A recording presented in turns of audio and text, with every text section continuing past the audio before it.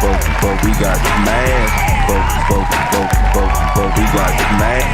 But we got smashed. But we got smashed. But we got smashed, bro. Though. 3, 2, 1, go! What's up? It's your boy Leatherhead back with another live and leathered Gamers podcast. I have my boy Keith Norris in these internet streets. What's up, bro? Do what it do. And we also have our very own Usher herself. She got the Usher Nia, what's up? Yeah, we got Nia, the video game nerd, stepping in. K-Bum 20 is on vacation. The dude is just living the life. So he kind of act like Alex. He don't want to talk Nintendo, so he skipped out. But we got a show for you tonight. We're going to recap on what was shown at the Nintendo Direct last Friday. That was kind of strange. Samus got some new wheels, okay. How y'all feeling about Samus and her new motorcycle? Well, we got to give her a nickname. We got to get her a nickname. It's called the Viola. Viola. That's what it's called, the Viola? The Viola? That's the official name, yes. I don't like that. We got to go with all. Or Viola. Resident Evil Requiem. Oh man, that's on the Switch too. Silk Song is so legit. We gonna talk about that. What up, man? What's up, Comic Book Crunch? Welcome to the show. Yeah. So. Talk about a whole lot. We're just gonna talk about this Nintendo Direct, kind of pull out some things, talk about Samus. We got some new footage from Metro Prime 4, and I gotta go turn that fan off because I can hear that fan all in my microphone. And what else, guys? What else? Pokemon DLC. How we feeling about that DLC before a game comes out? Are we happy about this? Is it crazy or is it par for the course? You know what I'm It's saying? really not that crazy, actually. Okay, well, let's save it. I don't know. I'm gonna follow you guys on that part. What else? I don't know if there's anything else. Has Nintendo lost their? What was that, Keith? What was that one? Has Nintendo? Oh yeah. Has lost the Nintendo Magic. I think have they that's what I lost was that saying. magic? We gotta talk about that. We may talk about that. It just depends on where we go. So it's the Nintendo tonight. So the chat should be packed out tonight. It's Nintendo night. And you know how K-Bum is. K-Bum liable to sneak in on you, so don't be shocked if he pop in here unannounced. But anyway, Nia, how are you doing? Back in school, I know. How things going? Lord, let me tell you, love, I'm so tired. I'm so tired. Oh my God, I'm so tired. I'm so tired, child. Redirecting all day. Oh my God. I literally just like sat down for real. You know what? I literally just sat down for real. Okay. I've grown a new appreciation for what you guys do. I was at my job, my wife's job, literally today. We had to go do some. We had to go to the bank and handle some business, but it ended up getting canceled because they forgot we was coming. So they rescheduled. So since we had a little free time and no kids, she's like, "You going to my job with me so I can do some work around my classroom." So I end up grading papers, and I have grown a whole nother level of appreciation. I don't know what age bracket you're over, but she's over 5th grade, and oh my God, A's looking like D's, C's looking like. But are you smarter than the 5th grader? They 5th grade. I was like, Lord Jesus, names. I'm like, was we spelling our names this bad when we was in school? I was, man, it's just some of the homework, they just not even attempting to do anything right. You could tell it's just guesstimation all over the place. So I graded like 60 papers, man. Well, it was 60 students work. And as I saw all that piled up there, I looked at my wife and said, "You know what? I got a different respect for. I understand your struggle now. At first I didn't. I get it now. That's a lot. I wouldn't want to deal with that at all. That's too much. The whole And that's desk filled only with paper. half of it. Yeah, yeah. I didn't even grade. I didn't even grade. It was a stack, two huge stacks, and I only graded the top half because the other part. She's like, I don't have. I had to give you the sheet to go by, and it was. I was like, yeah. I see your plight. She's like, yeah, I got to grade all this, get they grades in. So Nia, I respect what you do. I really do. During COVID, everybody was like, "Oh my God, like you're just such. How do you do this? You've got to do this with my kids at home. Oh my God, how did you do this?" And now it's back to, oh, we don't care about teachers. You know what? It's cool. My kids affirm me all the time. It's a thankless job, but I do it anyway. So, what's up, Dark 301? Bro, keep that content going, bro. Keep that content going, man. I've been enjoying your walkthroughs, man, and your gameplay and your discussion. I was in there watching you play. I think it was what was he playing? Chronos? No, was it Chronos? Or what? No, Star Wars Outlaws. I was watching you, man. You almost made me buy the game. I had to stop myself. I was like, wait a minute. I'm like, I don't need no more games. I got too much to beat. I am posting. Oh my But God. anyway, so we're here to talk about this Nintendo Direct. But before we do that, anything that we didn't discuss that y'all want to bring out before we get into what you've been gaming on? Okay. One thing. Did y'all see Randy See what? Randy Pitchford crashing out yet again on Twitter on gamers? I saw it. With Borderlands. I haven't. I don't know how that man still has a job. Shoot, that turned me off. I wasn't even interested in the game, and that turned me off. I was like, Yeah, never. man. Never. He can't be doing that. I feel like at some point, Take-Two, they gonna have to see about him. He be crashing out all the time. Well, I mean, Yeah. I only heard pretty about bad. it. I haven't actually seen any other tweets or what do they call them? Is it still called tweets? I call them tweets. Okay, Me so too.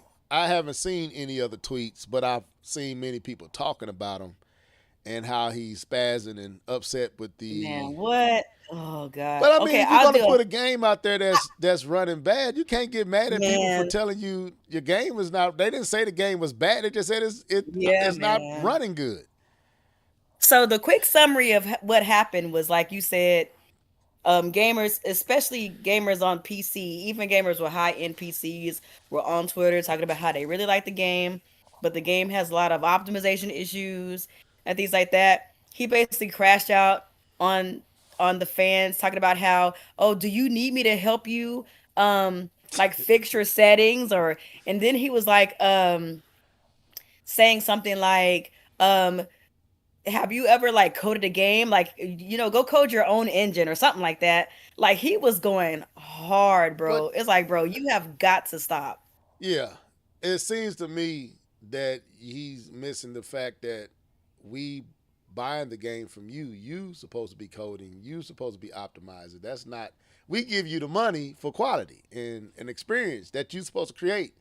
And if you fail on your end, then isn't it right to write a review and complain or share your frustration with what's been created? Yeah, man. That's the same thing now. It's a little bit different with the dude at Platinum Games. He used to be he was kind of bullish online, but Mia. he just got mad at people who would ask him questions and he'd just get all smart mouth with him. You talking about Camilla? Camille, Yeah, Camille So used to go hard on people too. Man. He That went was hard great. on me. I asked him. I forgot what I asked him, man. He said some. I was like, dang, okay. I thought I said something wrong. I didn't know that was just a thing with him. So it's just what he do. Don't ask him nothing online. But anyway, no, I heard about it, but I haven't seen it. Anything else before we get into what you've been gaming on? Okay, Let's do it. Let's do it. Yeah. You know what time it is? It's time for What Have You Been Gaming On? Sing it, folks. Let's go. Hey. What you been gaming on? What you been gaming on? What you been gaming on? What you been gaming on? What you been gaming on? What you been gaming on? Gaming on, gaming on, gaming on.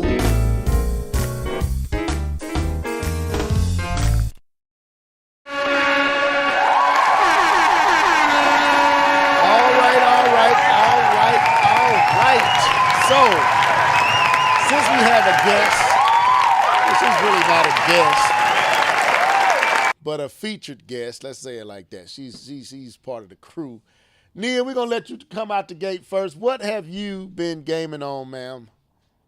Man, well, I guess it's gonna be short and sweet. Um, Life, real life, work. But no, but I did get a chance to play the Trails in the Sky first chapter demo. It's one of those anime RPGs that everybody scoffs at that they show at the Nintendo Directs. I actually played the demo. It is actually a pretty sizable demo. It's actually really, really good. I typically am an RPG fan, but I gotta be honest, I do typically stay away from those kind of RPGs because as much as I like RPGs, there is a stigma around. I mean, I guess there's no easy way to say this. Weeb bait. So, like, typically, I wouldn't play a game like that, even though it's a part of a genre that I like. But I decided to give it a try because I know, like, some of the people that follow me have recommended that I play the Trails games. And yeah, this one is really, really good. It's really not as anime or weeaboo like as I maybe assumed just based off of first glance. The story is actually going in a direction that is very, very interesting to me. Um, I don't know if I want to say the story because I don't know if you know, I don't want to take up too much time. But yeah, it's really good so far. I think I might actually get the full game. Oh, But other than that, I really haven't played anything. I did get a new CPU for my PC, but I haven't had a chance to play my PC because I gotta fix some things with my the thing that holds the CPU to the motherboard. I have to probably take off my motherboard altogether and fix it like that. But I do hope to delve back into some PC games whenever I do fix it, probably this weekend. Before I played the Trails games and before I got my new CPU, I was playing Horizon. Which one was I playing, Keith? Was it New Dawn? No, the newest one, the Forbidden Horizon, West. Forbidden West. Yeah. It was, yeah. It was Horizon Forbidden crazy. I West, got that and I game. really enjoyed what I was playing. But that's another game that's not really optimized for PC. But hopefully my CPU, my new one, can brute force its way through the optimization problems. Um, so yeah, that's all I've been playing. No, no, Okay. no, no, no, no, no, no. You rolled What? Pelican on the second Oh yes, I game. finished Chibi Robo on NSO. That's Oh, crazy. okay. All right. Yes, y'all would be surprised by the content that's in Chibi Robo. Yeah, she was telling me some of it. Like It's crazy. you would be surprised. Like I don't even know how to explain Chibi Robo. I feel like the best way that I could describe Chibi Robo is that it's kind of one of those games that kind of like harkens back to like the era of like E.T. and like Toy Story and like Honey, I Shrunk the Kids, maybe. But like it's so unique and so different. I cannot begin to even explain the gameplay. But as far as like the story beats are concerned, there's some real stuff going on in Chibi Robo. So it's an old game. I don't feel bad about spoiling it. But basically, you you are a toy that has been purchased by the father of the family, and it turns out that this family is in debt because the father lost his job, and the wife is basically fed up with the father because all he does is buy toys even though they're in debt and they ain't really got a whole lot of money. And it basically comes to a point where she gets so frustrated with him and his frivolous spending that basically she wants a divorce. So it's basically a story where you're helping you're getting happiness points. So you're helping the family by helping cleaning the house. And then there's also like other characters, within the house too, like toys that come to life because whatever reason in the story. But you also kind of sort of act as a go between the husband and the wife. Okay.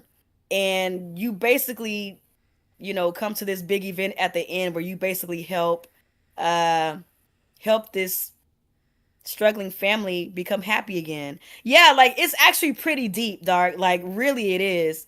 They do it in a kind of comical, goofy, like 90s sitcom type of way, but it's actually some real stuff going on in this game. Um and then of course with addition to the subplots with the different toys that you make friends with in the game, like yeah, there's definitely some things going on in Chibi Robo. It's not just a cute robot doing little things around the house type of game. Like there's actually some substance here.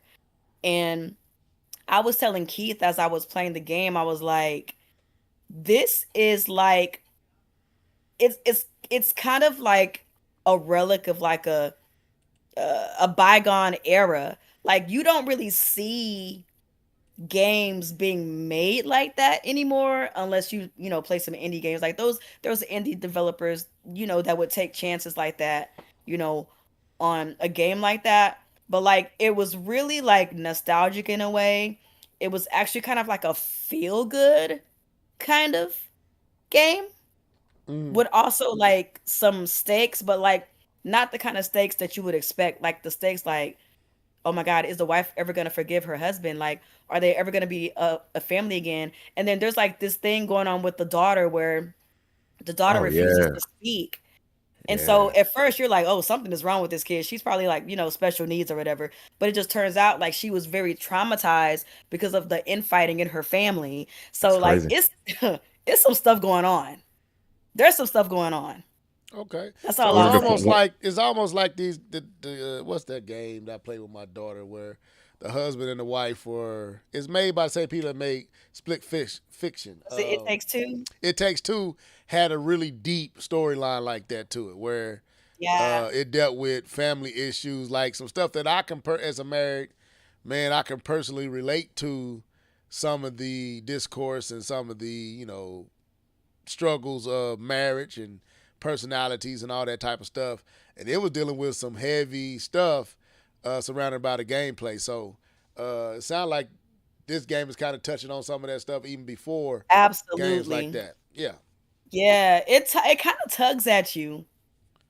Like even the subplots with like the interpersonal like dynamics with some of the toys that you meet, like it does kind of tug on your heartstrings a little bit. Like wow, like I was determined to finish the game because I wanted to know how like not only the main plot but how the subplots end as well. Like Right. yeah, Okay. yeah. All right. So that was yeah, I was the. shocked. Go ahead, Kate. Yeah, I was gonna say I was just shocked when she told me that she rolled credits. I was like, what? In an NSO Chibi Robo? Absolutely. 10 out of I 10.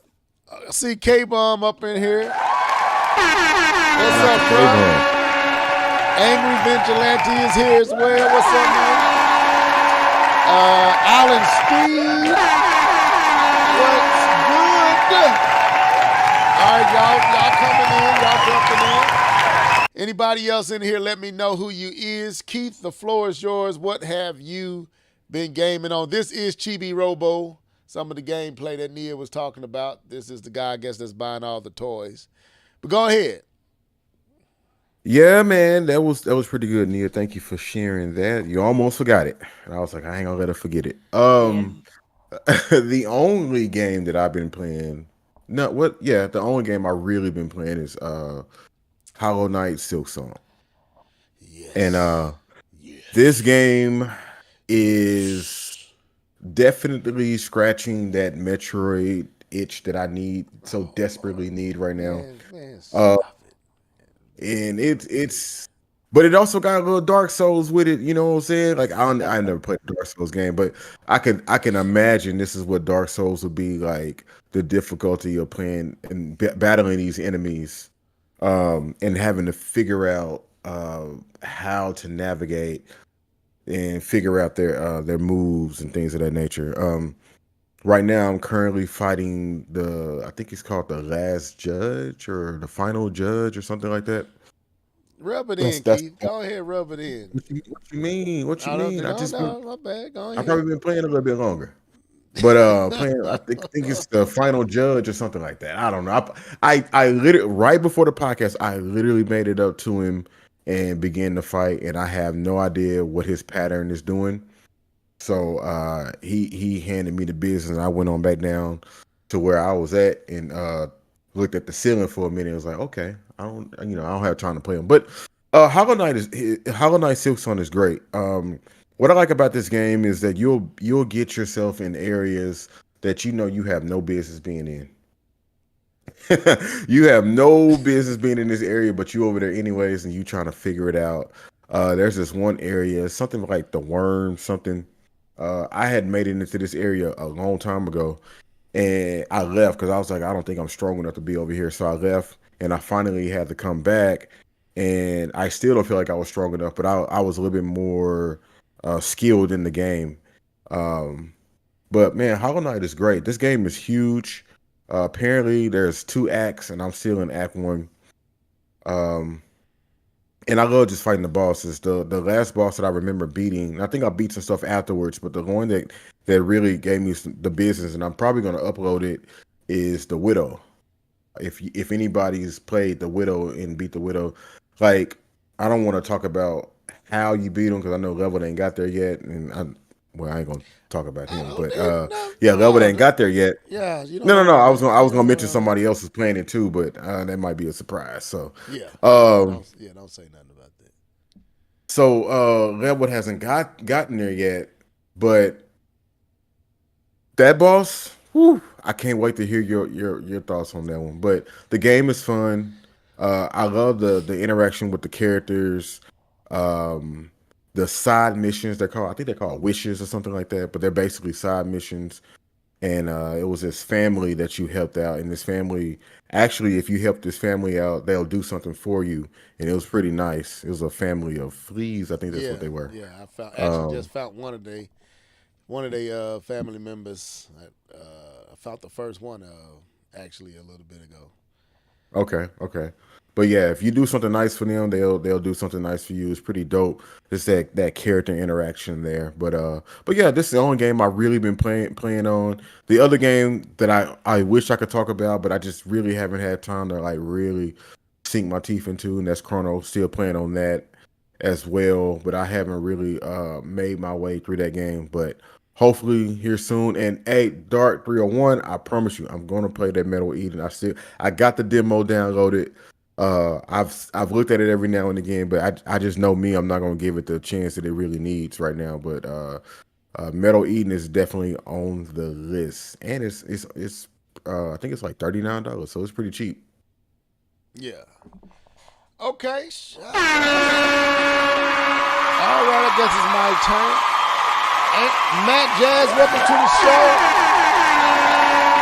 What you mean you want me to say? What? Hey, Level. Can I ask you a huge favor? Yeah, you're asking me. Can you say, why you want me to say this, Angry Vigilante? I don't want you to use my voice. How you going to use this, sir? I need to know how you going to use this before I give you access to my vocals. That's funny. I mean, I'm not opposed to it, but you at least got to let me know Send me a That DM or compensation. something, man, and let me know how you gonna use it first, and then we might be able to do something, man. You know, cause I gotta see how you, cause you got me and Nia up. I'm like, wait a minute, bro, you got Nia going off on me the last time. I'm not doing that. Man, what? Did you not know that, Nia?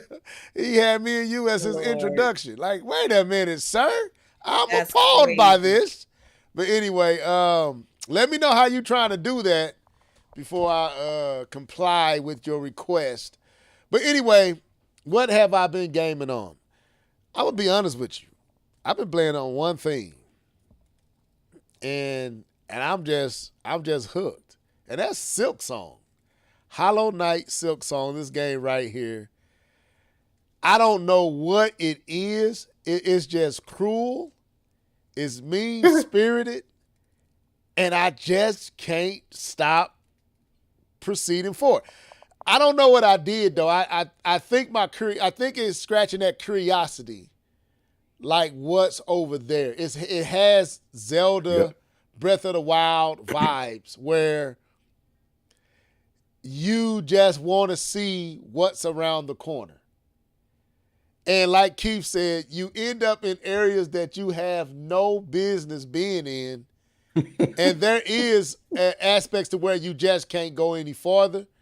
But there are so many avenues, so many ways to get to that same space that you may actually get there unknowingly. Like, I got to some places that I know I'm not supposed to really be over there just yet.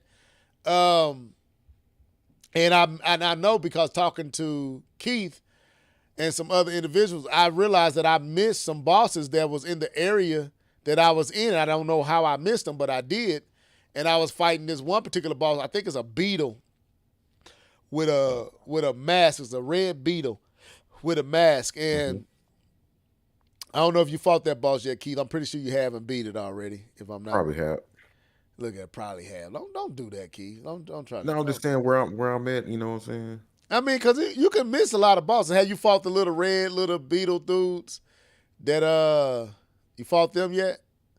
Yeah, you fight them on the way to get a certain item. So yeah. Okay, so I beat them. But this particular boss with this, he look like he got a bone as a sword. It's like a jawbone as a sword, and he burrows under the ground. And he kind of it's just his moves are unpredictable.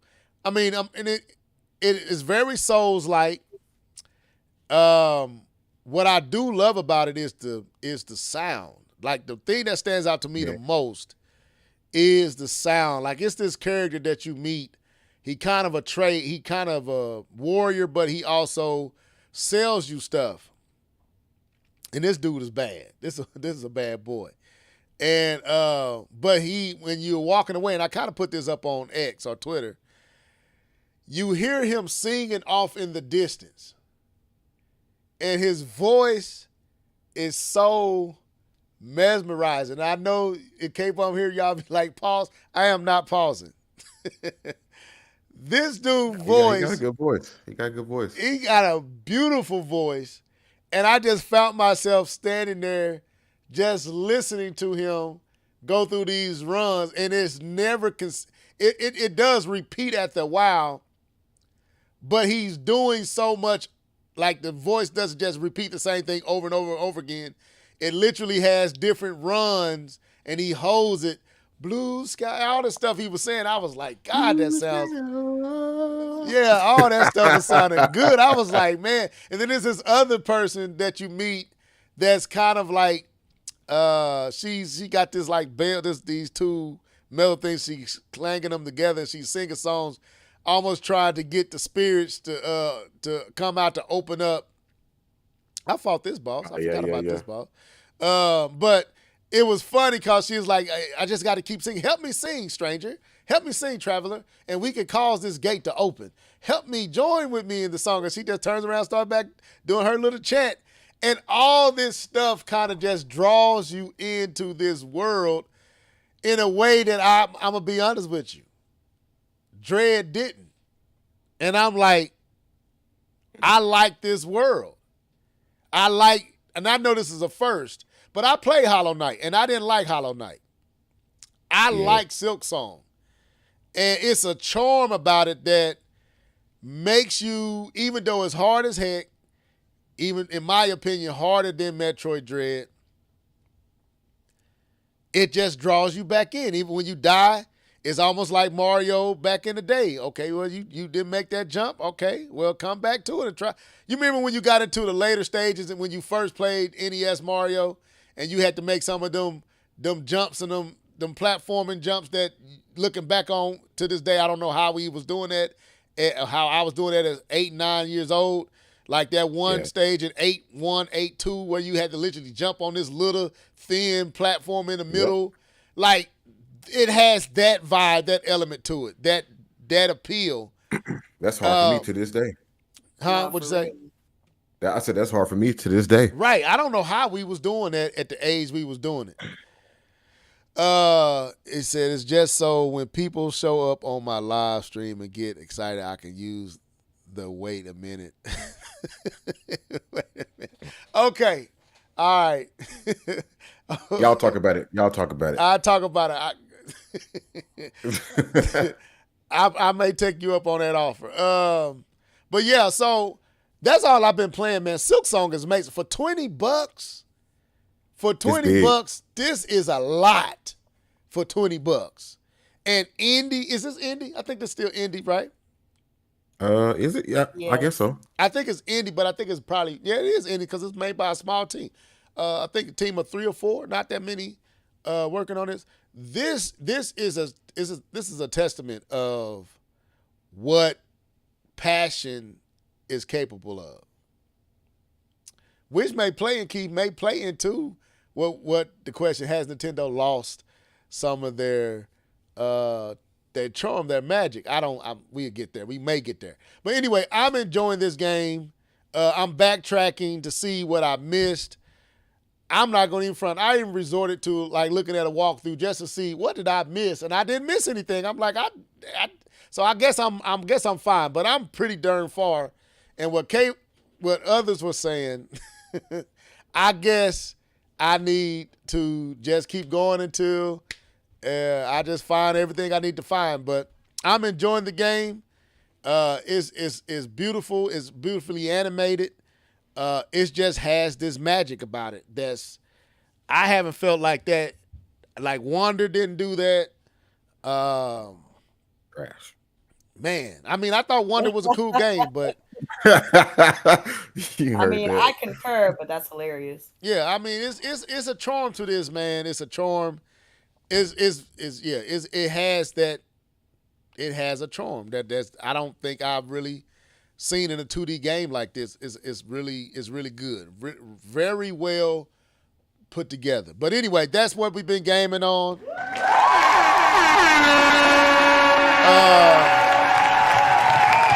So he said, let me see. Wait a minute.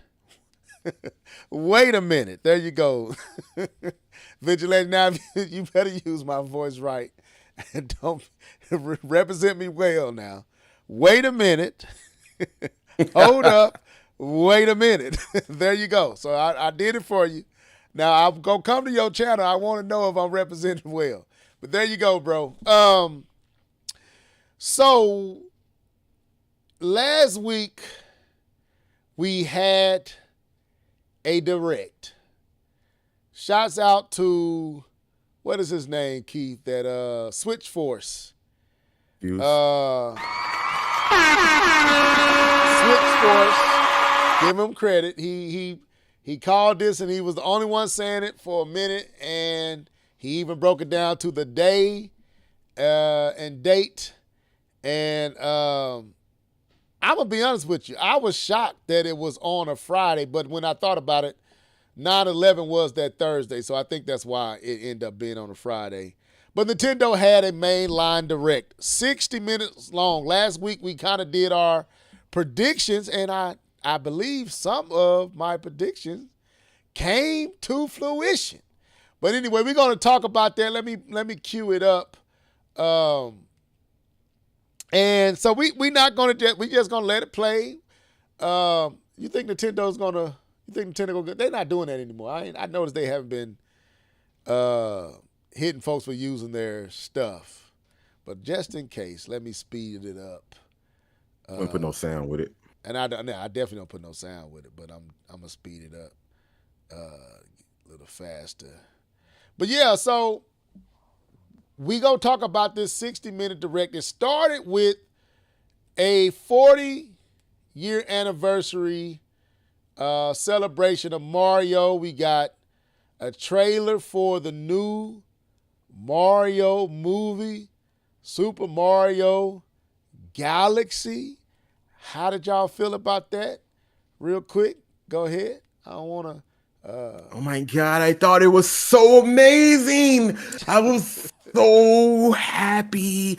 I couldn't believe they were going to go in that direction. I was shocked. I was utterly shocked. I was like, thank you, Nintendo. You did it. You're the best. Bro, I was bored out of my mind. I ain't gonna lie. That whole 40-year anniversary, I was like, yo, I'm cool. I'm cool and all that. I'm happy that the movie is being made. I'm happy that they are doing. I actually am happy that they're going in that direction. I think you know, what's your boy man? Kojima is probably looking at Miyamoto like, I'm supposed to be making movies, not you. He already Me. making movies. What you mean? Every game he make Nah. is a movie. Nah, he want to go to the big screen. Oh, he Miyamoto's wanna on the make- big screen. He want to remove the gameplay from his movie and then actually put it in the Yeah. theater. Okay, I got you. But no, other than yeah, I think the movie was cool. But other than that, I really wish they probably would have put that on the end or just not put it in there at all or had it through. I don't know. I didn't like the way that it opened, but you know, it is what it is. I thought the Yoshi game looked amazing though. Well, I mean, out of all, yeah, go ahead. My bad. no, I was just gonna say out of all the things that they announced at the 40-year anniversary, I thought the Yoshi game looked amazing. I wish Mario Wonder looked like that Yoshi game, or I would love to have a Metroid in that style that they put that Yoshi game in. But Okay. yeah. So, Nia, what's your thoughts? Mario Galaxy movie, April next year. Nintendo 40th anniversary of Mario. What's your thoughts, Nia? In the words of K Bomb, that segment was very sleepy. Um, I'll tell you this though. I guess to be fair to me, I'm not really like a big Mario fan. Like, in terms of like the Nintendo fandom, I feel like I'm more on the Zelda, Metroid, Xenoblade fandom side of Nintendo. Uh-huh. So nothing Mario would ever excite me ever, just to be fair. Okay. um Very sleepy. Very sleepy. They definitely should have did that separately. Versus having it in like a general direct, but I get it, the general directs get a lot of eyes. I know that Keith sent me something some days ago about how many people actually viewed that particular Yeah. direct. And That's a yeah, I mean I get it. I think that as far as the Mario Galaxy is concerned, like the game, not the movie, um, I, as a person who's not a Mario fan, I don't really know how Mario fans feel about this. But just something that I wish that Nintendo would do in general outside of Mario, whatever.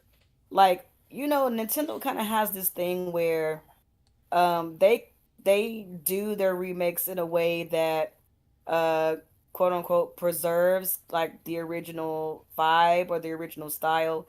They don't too often kind of do like a big Remake. reimagining Yeah. or remake, kind of like what we've seen with, like, for example, the Final Fantasy VII remake or even the Dragon Quest VII reimagining. Like, you won't see too often where Nintendo will really go out of their way to really do a legitimate overhaul of a game just because of like their ideology and all that stuff.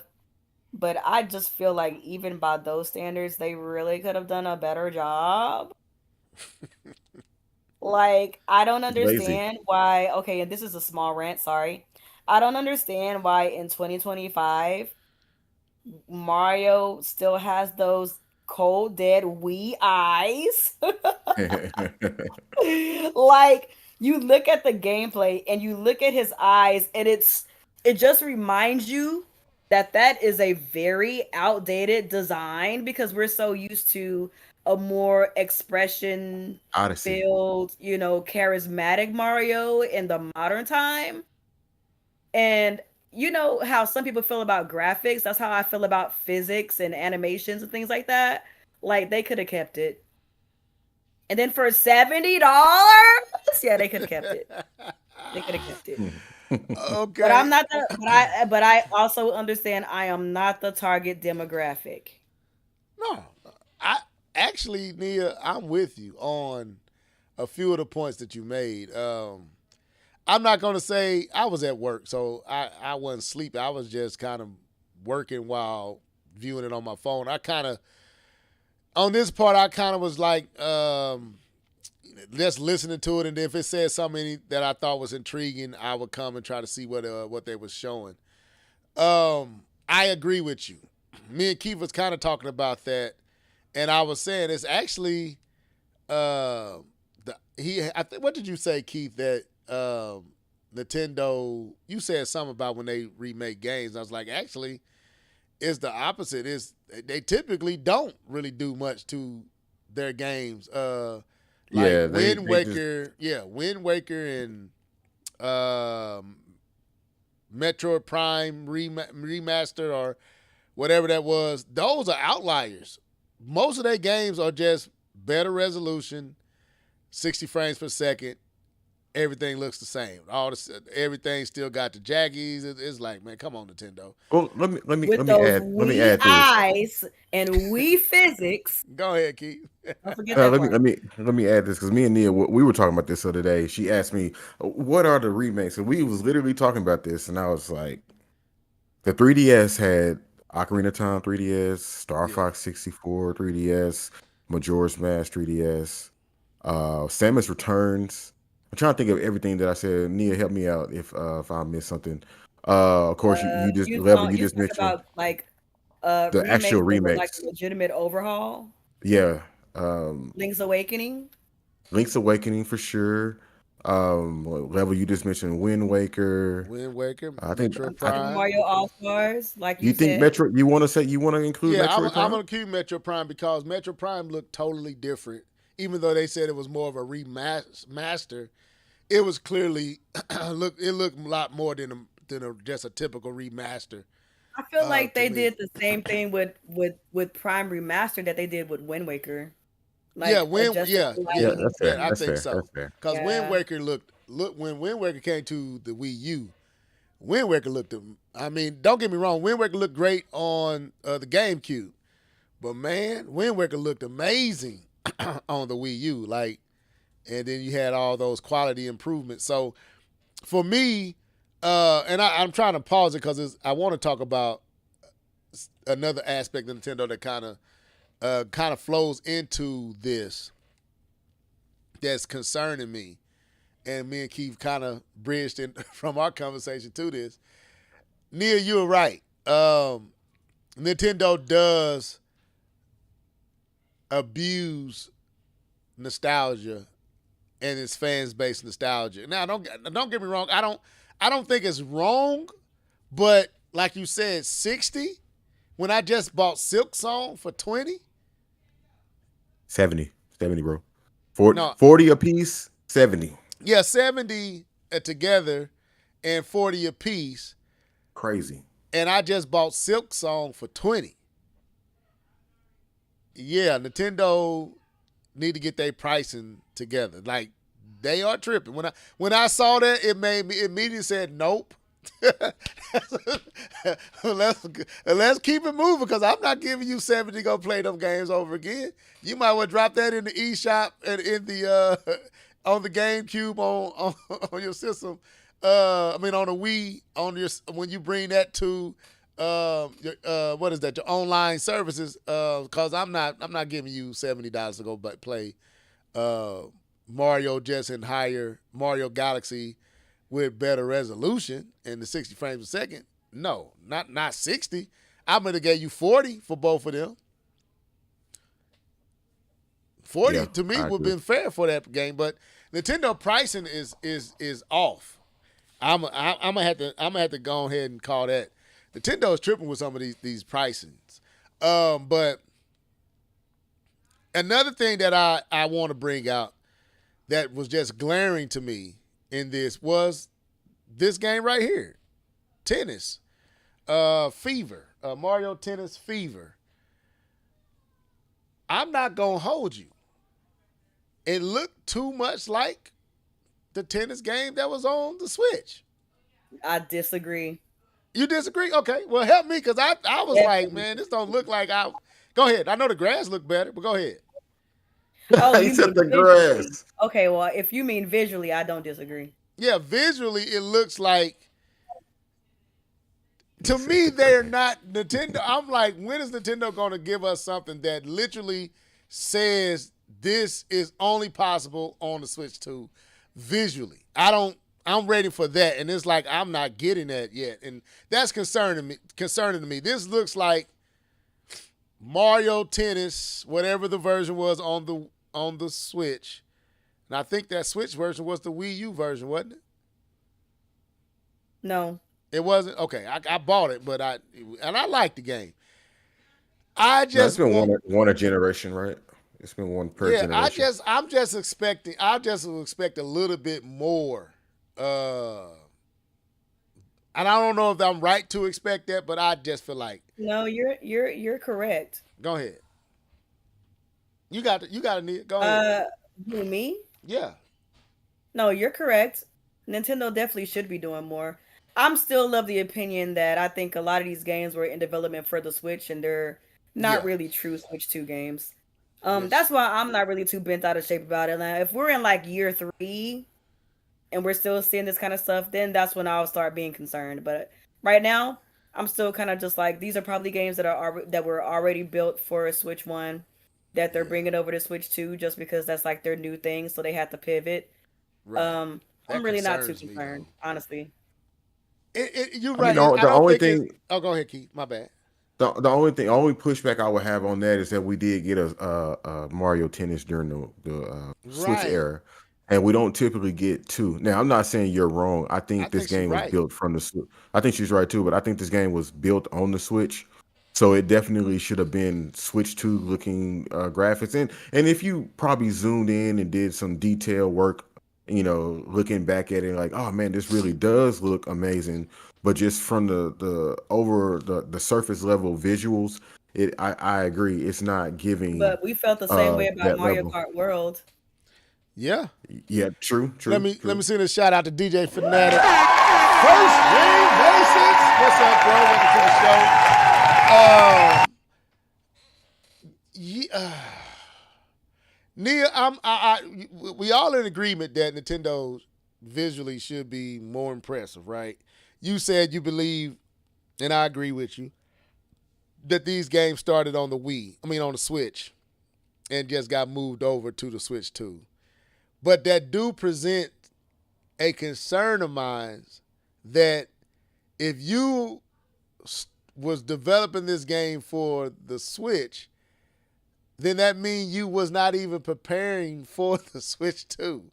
Because, like Keith said, you already have a tennis game for the Switch.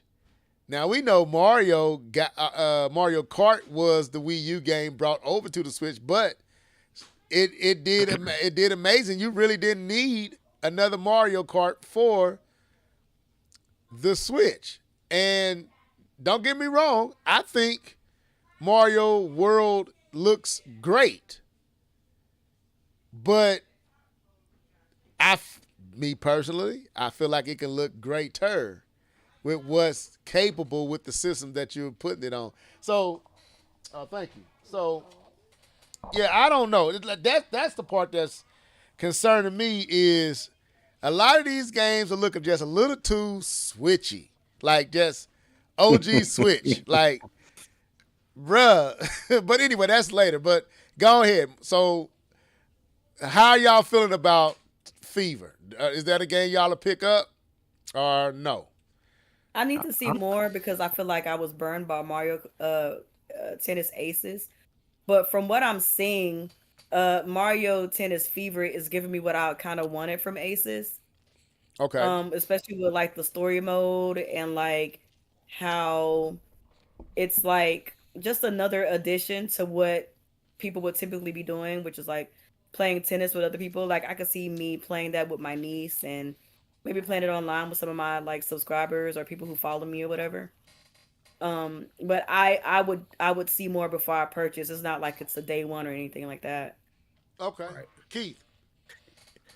Yeah, I would definitely consider it for my kids. Now, I'm not saying that because I think it's a kids game. I'm saying that because my kids, they'll go in there and they'll play the NSO Mario Tennis 64 game, whatever it was called. Maybe was it called Mario Tennis 64? Doesn't matter. I think Probably. They so. they they would go play that game and they would be having a lot of fun. And I skipped Aces and like Nia, this one looks like um, everything that you probably would have wanted out of Aces and more. So if I was to consider it, it would be for their sake. And I think the Mario Tennis games are solid. To be perfectly honest with you, I don't think that they're bad games at all. Um, I think the Mario, like even the striker type games, I think um, they do really good sports games with Mario. They're actually really really fun. So yeah, I would definitely wink at it. Like, should I get this? And present it to my kids. Should I? Y'all want this? Get it on Mario 10 Day. Mario Okay. 10 Day, absolutely. Yeah, I bought Aces. Aces was cool for. It was cool. We would pull it out here and there, and play with the girls, and me and my son may get in on it, but it was not something that stayed in regular rotation, and it didn't have.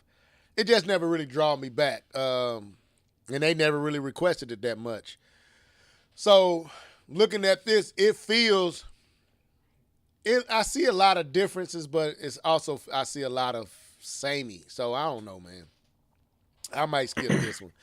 Um, who's that? Fair Ice. What's up, bro? My man.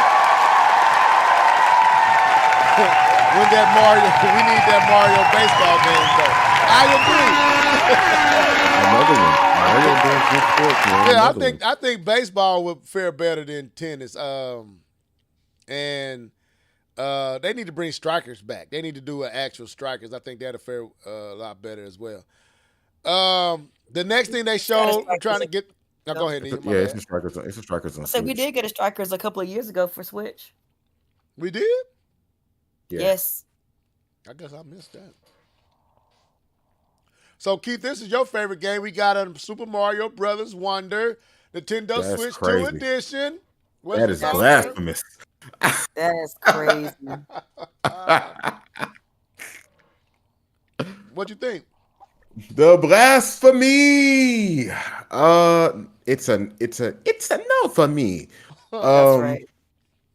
yeah, I'm good on anything Mario Wonder.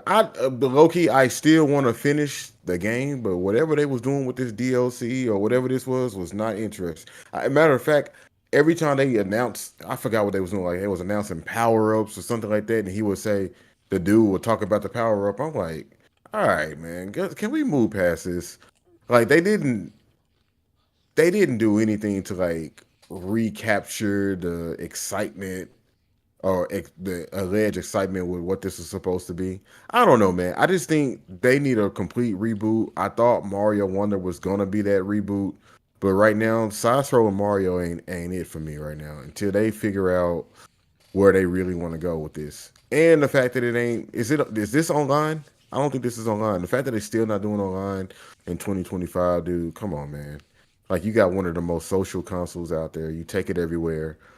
Uh no, this Mario Wonder it doesn't tickle my fancy if you will. So I will not be getting that $20 DLC because you know it's gonna be $20. I still haven't beat the main game. Shout out to you level for beating the game. But nah, I'm cool. I'm cool. Nia?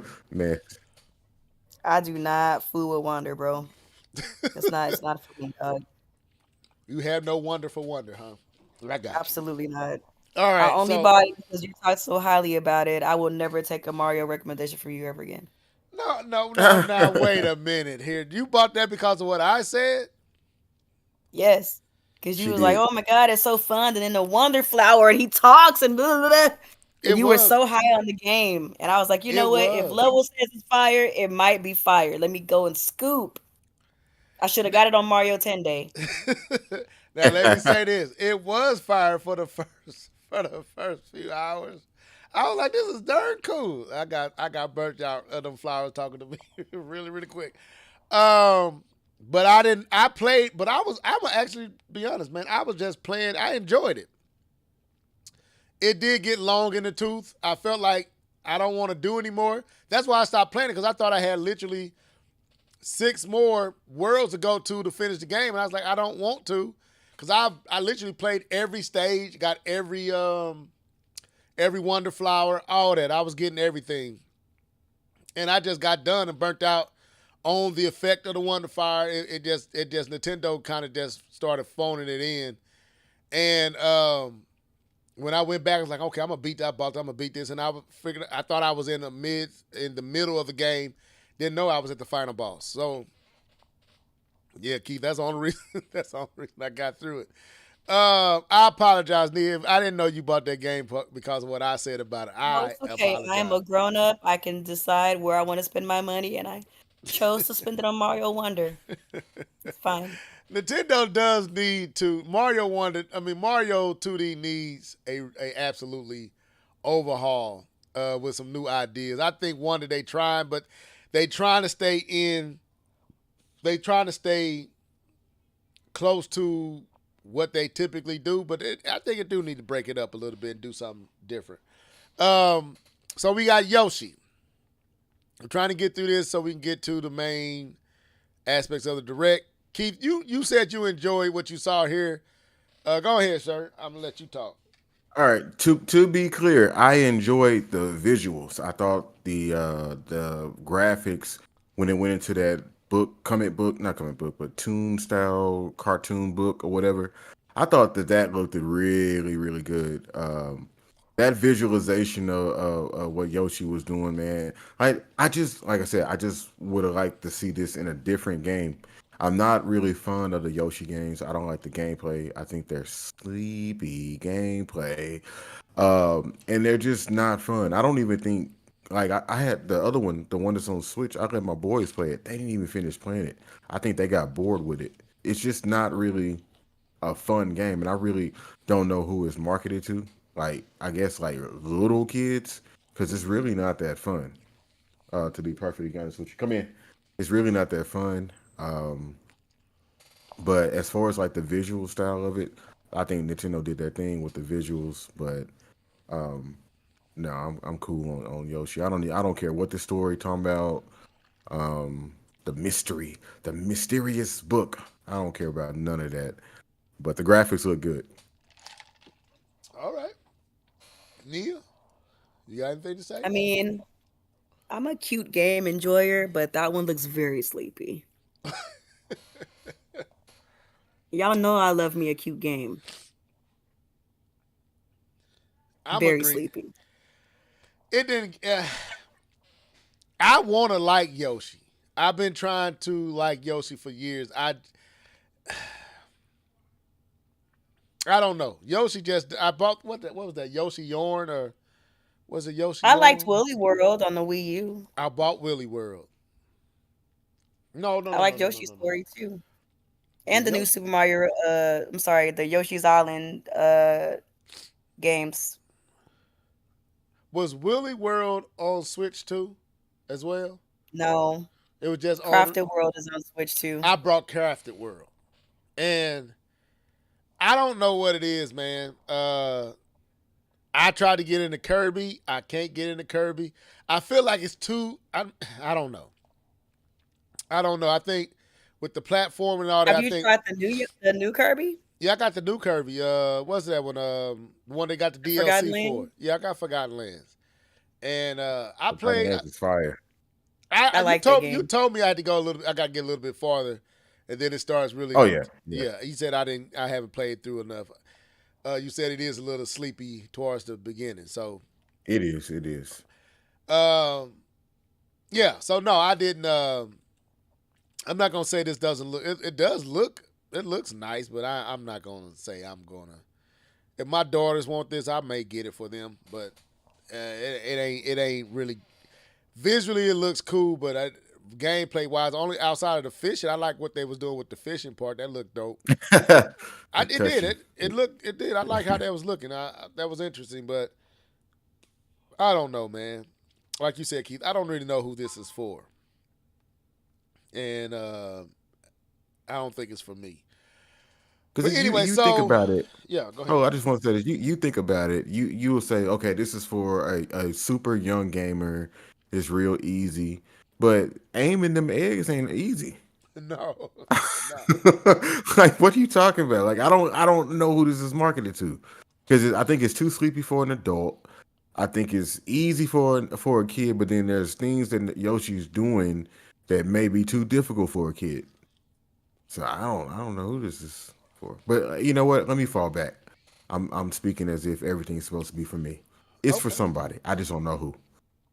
So that was the 40-year anniversary side of the direct. So this is why I was so low. So that was 20 minutes. So then we get into the actual direct. And it starts off with a little stuff at the beginning that I don't think none of us, Dinkum and what else is Popucom? Is that how you say that? I think Nia. I think you played that demo.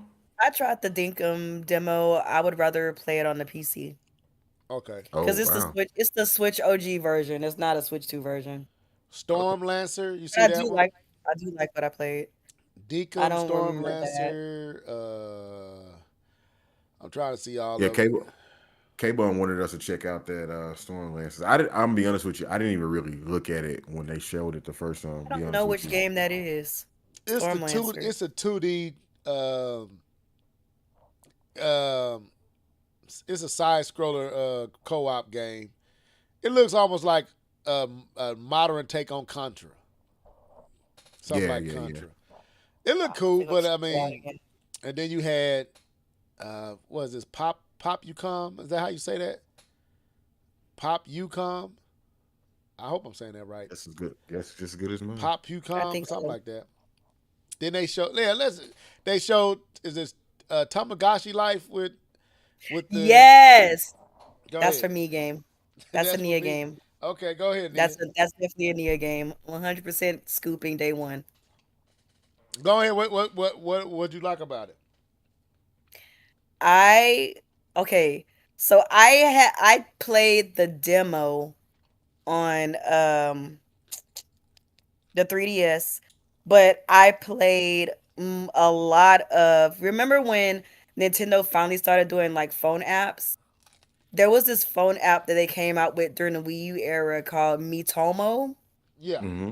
I remember. And the way that Mitomo works is just kind of like it's kind of like The Sims but with me's.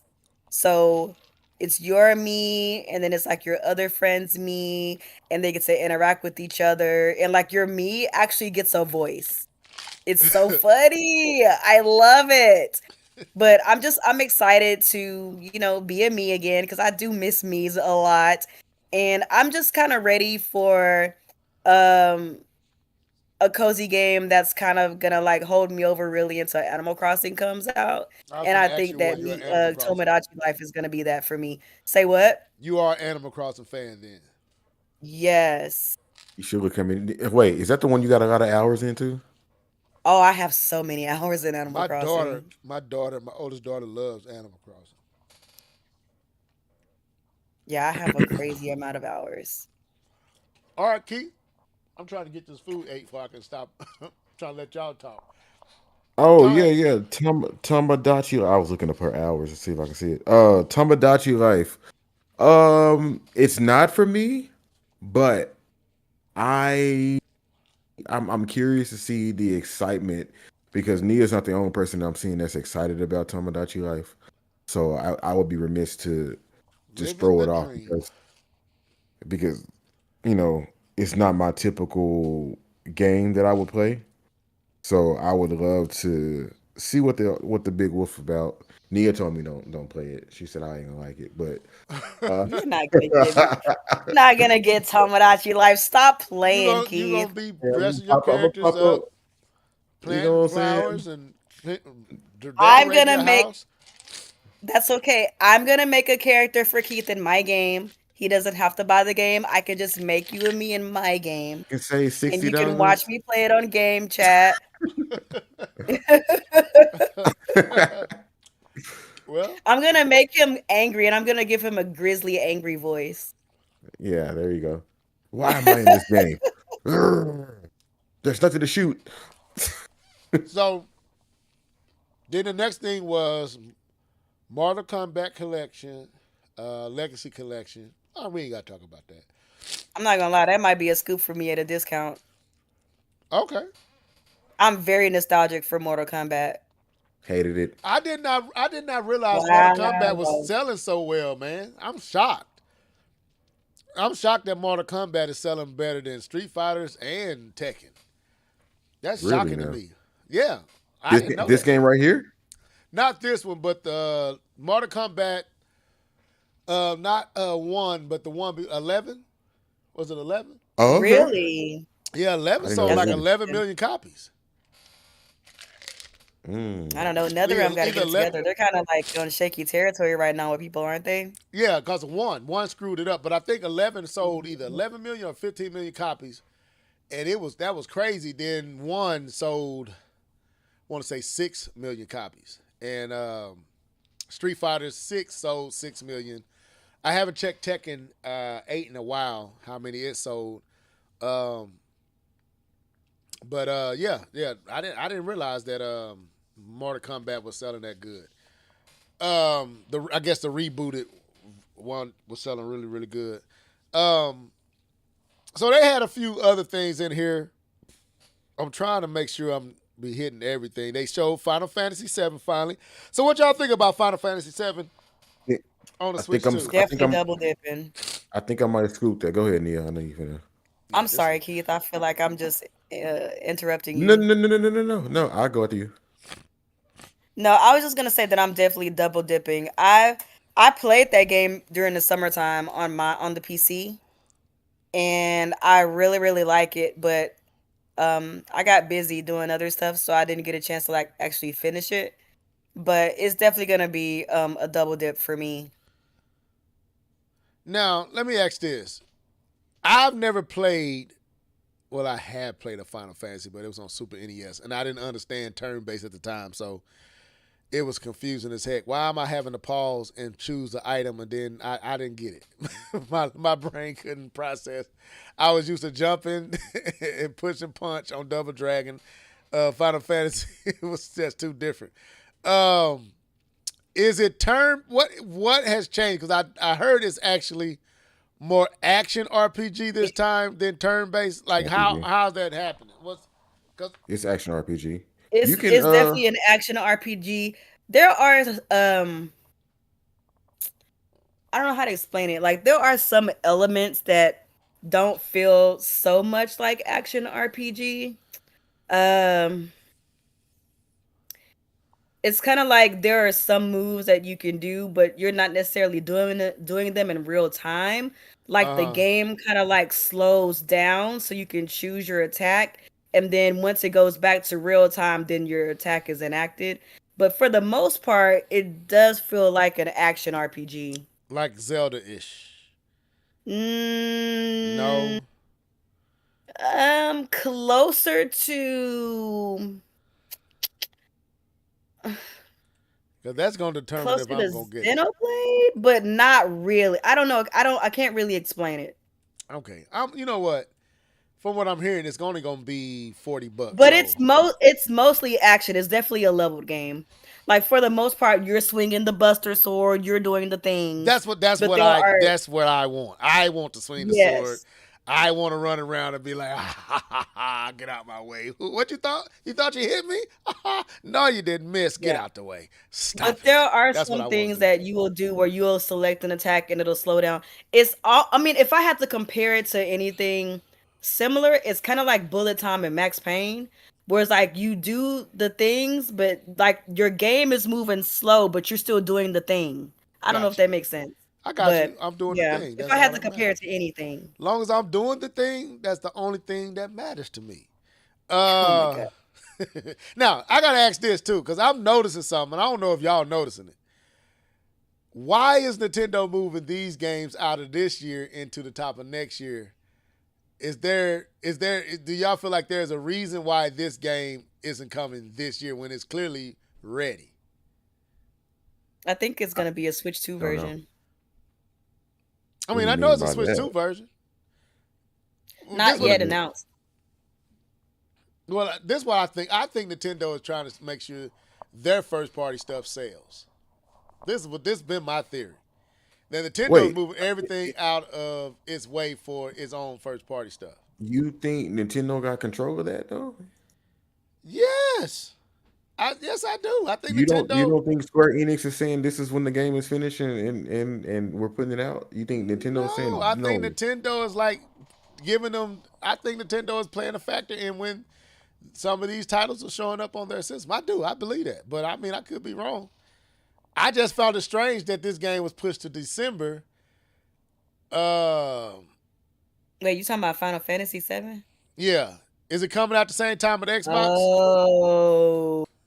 Oh, okay. My bad. I thought you were talking about. Okay. Okay, that makes sense. Deep Dark 301. Square Enix wants Final Fantasy 7 out on Switch 2 same time as X. So the Xbox is also at the top of the year. Okay, then I Yeah, take my 'cause position back.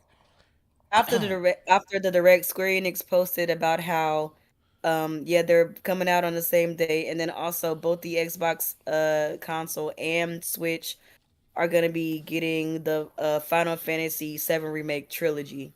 They didn't show it Okay. in the direct, but they said it later on Twitter. Okay, cool. So Then I stand. I didn't give my my take. I think Go ahead, I Keith. think I'm gonna get this. I think I'm gonna get this game. Final Fantasy 7 has been that game that has passed me by because I just really wasn't into turn-based games. And I remember watching my homeboy play it and just falling in love with the game. And just the cutscenes, the animations, and all the things. And I don't really know the story. I kind of know the characters a little bit, just throughout the years hearing about them. And I think it's time for me to actually jump in. And I do want to jump in on the Switch. I don't want to play it on my PC. I'd rather sit on my couch and play it. And truth be told, I did play the demo on the PlayStation 4 when it first came out, but I didn't jump in. I actually kind of forgot about it. But now that he's coming back on the Switch, um, I think I'm gonna go ahead and jump in. The last Final Fantasy that I played or had was Final Fantasy 15 on PC. I would assume that it. I can't remember from the demo, but I would assume that it kind of plays like this one. I didn't realize this mode was 152 gigabytes. Good lord. Yeah, it's big. Yeah, Um, that's crazy. that's the PC Final Fantasy 15.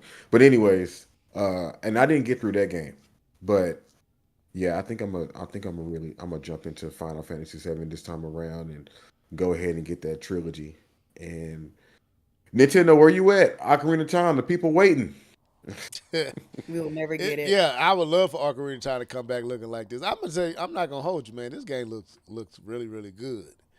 But anyway, yeah, that's what I'm probably gonna end up getting this one as well. The price is definitely one of those purchases that I don't feel like I'm breaking the bank to get it. So they showed this linked but K-Bum game that he wanted to see took place, and that is Hades 2. And I forgot that this game was a timed exclusive on the Switch 2. That's kind of dope. I forgot all about that. How are y'all feeling about this one? It looks so good. Yeah, it do. I never played the original Hades, but it looks good. It's on Game Pass, by I the way. played it. I got Is it on. it? You got- There's yeah. Hades 2? It just came out today. You got to go get Big What? Bertha off the floor. I think I got it on. I got it on the Switch. No. I'm sorry. Hades 1 is on. To say, like, let me go download No. that. It's only on the Switch, right? Switch 2 right now. Switch 2 when it comes out and PC. Switch Yeah. 2 got the Exclusive, exclusive right now. I do have Hades on the Switch, if I'm not mistaken. I do too. No, this looks good. I mean, I'm gonna be honest with you. I didn't. When I got it on the Switch, I regretted getting it on the Switch. Let me put it like that. I was like, I should have got this on the PlayStation 5. So I didn't stick with it. if you catch my drift, it just visually just was underwhelming. And I was like, I don't want to play this. So it was kind of one of them, what they call them type of purchases. Impulse purchase. Yeah. And that's what it was. It was on sale for like $14. I'm like, why not? I got some extra currency on here. Yeah, I get it. And as I was playing through it, I need to make sure it is on the PlayStation, on the Switch. I think it is on the Switch. And I just was like, man, I should have got this on the PlayStation 5. But I may try this out, but I'm going to wait to K-Bum and y'all talk about it before I jump in. But it looks cool. It looks pretty cool. Go ahead. Anybody else want to? I'm trying to get through this. That's gonna be all K-Bum player, and I'm happy for him. No, for real, because he not playing any of the other games on the Switch, so it's cool that certain games, if you know what I mean, level are coming out that he's playing on the Switch too. So yeah, K-Bum is shocking me with his with something that he's playing a lot more of. Like, wait a minute, bro, you these are not. But anyway, hey, you never you don't know what you like until you start trying and you find out, hey, I like this. Anyway, so that comes out September the 25th, which is next week. Yep. That's next week. It depends on how much is it gonna cost. What's the cost of it? Probably like $20. Okay. You know what? I can look it up. If it's $20, that may be an impulse buy too. I'm not. If it's $20, I spend that at McDonald's. That's Burger King. That's Clover's or Chinese. $30. Yeah. So that's not a prep. I might do that. So we got some more Kirby. You know what? I don't know how y'all are feeling, but I think Nintendo is doing too much with Kirby right now. As far as no, they already giving us another. They supposed to be giving us another Kirby Direct. Yeah, that's wild. It's too much. Like, we want to know more about Metroid Prime 4, and I'm trying to hold my thoughts because it was something they did that just made kind of really put a bad taste in my mouth, but I'm holding it. Why are we getting so much Kirby Air Riders? Is it strictly because of Sakurai? Or is it because, do they really believe this game is really going to appeal that much? Or, I mean, a second presentation? You just had a 40-minute presentation, 2 weeks ago? They want to sell it because Sakurai made it, not necessarily because of the game itself, I think. So this is milking Sakurai. That's their way of trying to entice people. Look, it's made by famed game maker Masahiro Sakurai. Look, guys, we got Sakurai back. That's what it's giving. Yeah, that's what it's coming out to me, Nia, and that's what I told Keith. I was like, I feel like they milking Sakurai's name, and I'm not liking it. I'm not liking this. Go ahead. I don't appreciate Nintendo. Listen. The first time they gave the 45-minute direct, Level was giving them the business. I was like, wait, they're trying to explain the game because people don't know about it. The first one really didn't sell that well, so they're trying to really explain it, and then you're gonna have time to think about it and whether you want to play it because it comes out in November or December? November. Well, it doesn't matter. November. It comes out in November. People need time to think about it because it's a unique game. I'm really over here defending Nintendo, and they gonna come out and say we giving a second direct. Got me out here looking crazy. Now I don't know what to say. I can't say nothing. Level, you're right. What more can you say? They gotta sell these. They gotta sell these $50 amiibos. Like, yeah. Hold on. Let me pause. Lord. What are y'all thinking about that? Amiibos are $50. I have never bought an amiibo, so this doesn't I think affect there's me a- much. But go ahead. I think there's a reason why they're so expensive. Are they I'm still get, swappable? I'm still getting the Silex amiibo though. Why do you think they're so expensive? Is that They're made the in China. okay? So do you think they're Okay. I heard this theory that the reason why all this stuff is costing more is to keep from raising the Switch 2 price. So they offsetting it with like stuff like amiibos and controllers and things like that to keep from raising the price on the actual system. Do you think that Yeah. may be possible, Nia? I mean, it's probably a little bit of both. Like the Okay. fact that the tariff hikes are so high in China, because Orange Man is really on this whole trade war, especially against China. The So tangerine. amiibo are made in China, so that's what it Oh is. man. It's gonna be great. It's gonna be good. It's gonna be awesome. The We've tariffs. been in the ballroom. We've been waiting for 140 years. We got the ballroom going and feeling great. Oh Yeah. my Yeah. god. Man. I buy How do you McFarlane feel? toys for $40, so Yeah. the amiibo prices don't bother me too much, but they are steep. I will say that they are very steep. How are you coping with the loss of Charlie Kirk? Yes, my ballroom was looking really, really nice, and wow, Trump. That's what they asked you, Don't sir. say I that. guess. Just the show is gonna get canceled. Be quiet. Yeah, you know what We they gotta just move. did. We gotta move forward. All right, We all gotta right, move- all right, all right. We gotta move forward. So now I'm gonna say this. This next one actually is starting to look a lot more appealing to your boy, and that is Hyrule Age Age of Imprisonment. I think that's what they're calling it. Is Yeah, it? y'all Yeah, gotta play the it's game for me good. so I can get the cutscenes, man. I'm not saying I'm going to get it yet, but I don't know if you noticed this, Keith. The frame rates is up to 60 frames per second now. It better be. Yeah.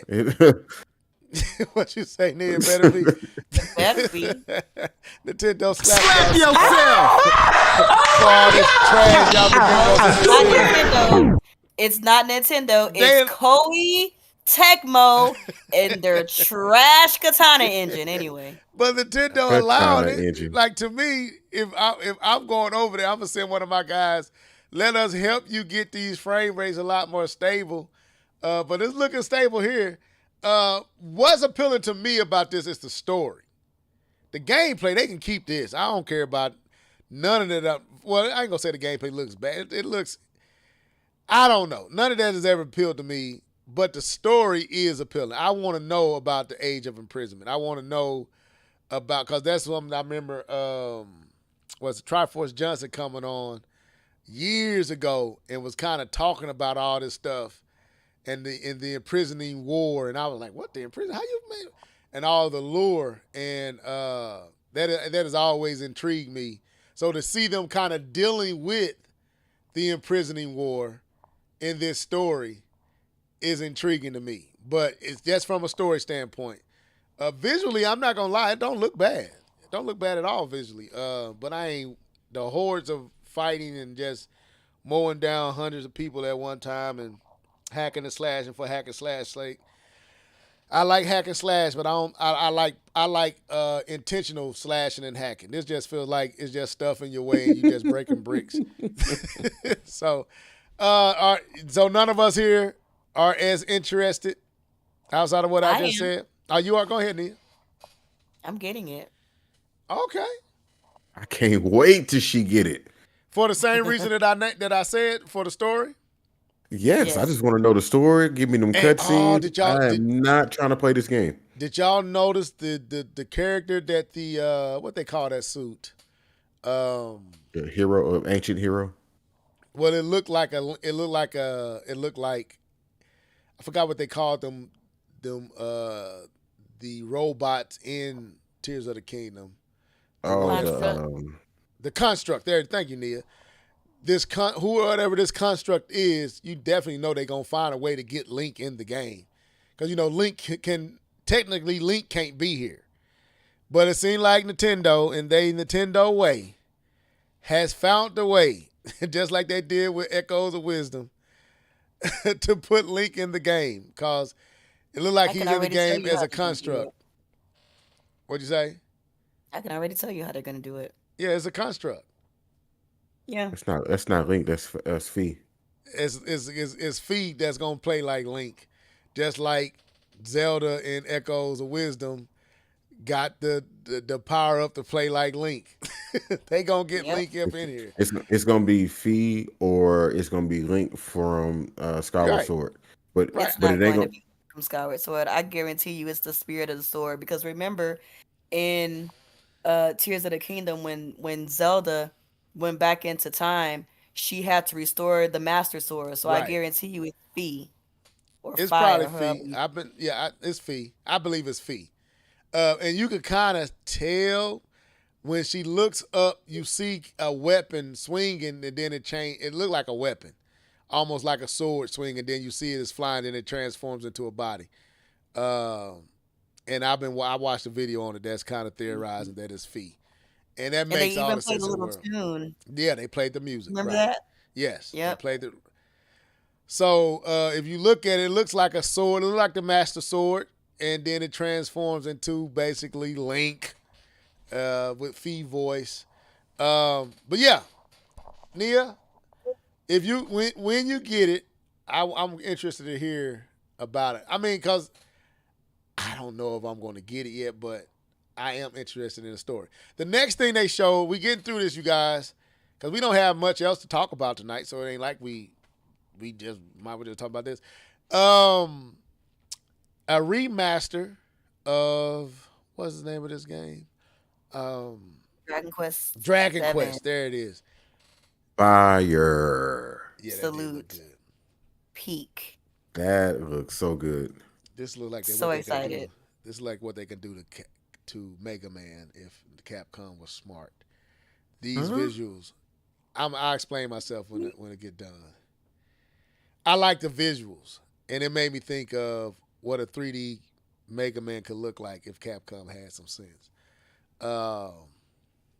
It looks like you remember when Mega Man 2 started. You see Mega Man without his helmet on. That's what it looked. That's what You was. said it for the building. Oh, okay, Yeah. okay, I got. I got you. Yeah. Yeah. So go ahead, but The y'all was talking. only 3D Mega Man I want is Legends 3. Anyways, no, this looks amazing. I played, which one was that? 11? Dragon Quest? Not 11. Yep. Which one did I play? That's It what was you played. 11? Dragon Quest 11. Okay. I played Dragon Quest 11 and I loved it. And I wanted to play Dragon Quest 3, but I couldn't do that, the art style. And even in Dragon Quest 11, there's a mode you have to talk to some characters, and you can actually play in that not side scrolling, but that 2D top down mode. And I never did it. As a matter of fact, I accidentally went in there and I was like, "Get me out of here right now!" So I can't do the old school style. But this is a great combination of like 11 mixed with the top down, mixed with Disney, Pixar, mixed with DreamWorks. Man, this looks amazing. Yes. And shout out and salute to Akira Toriyama and his art style. I do think if he was alive, this probably would look I think this would look slightly different, but yeah, I think this is definitely a scoop for me. I like the Dragon Quest series now, all of a sudden. So yeah, I'm probably definitely going to be picking this up. That's a lot of Square Enix, man. I also want to pick up Final Fantasy. This is too much. Now this is turn based, right? JRPG. This right? This is turn based. Yeah. Okay. Yep. This is turn based. Dragon Quest 11 was turn based as well. So. Okay. Go ahead. I'll interrupt you. Bro. Go ahead. No, that's it. That's it. It looks good. I mean, I'm not gonna lie. I like this type of anime, like this fantasy. I like what I saw. Like I said, I don't know if I would be open to. I need to find one JRPG, to at least test it out and try it to see if it's something I can get into. I've always been kind of reluctant with RPGs. JRPGs, man. I'm Let's like, play man. Final Fantasy 7. I'm getting 7. I'm gonna get 7, but you said they kind of went away from the turn-based vibe of it, right? Yeah, Yeah. but I mean, and it's 7. still a JRPG. Okay. Yeah, I'm gonna get that, but I'm talking about a what you call Turn based. a pure turn-based JRPG. I've always been kind of leery and reluctant because I don't think I get into it, and but I want to try one. So eventually, I'm gonna try one because I didn't think I'd get into Mario Rabbids with I don't know what they call that strategy. I didn't think I'd get into that, but I did.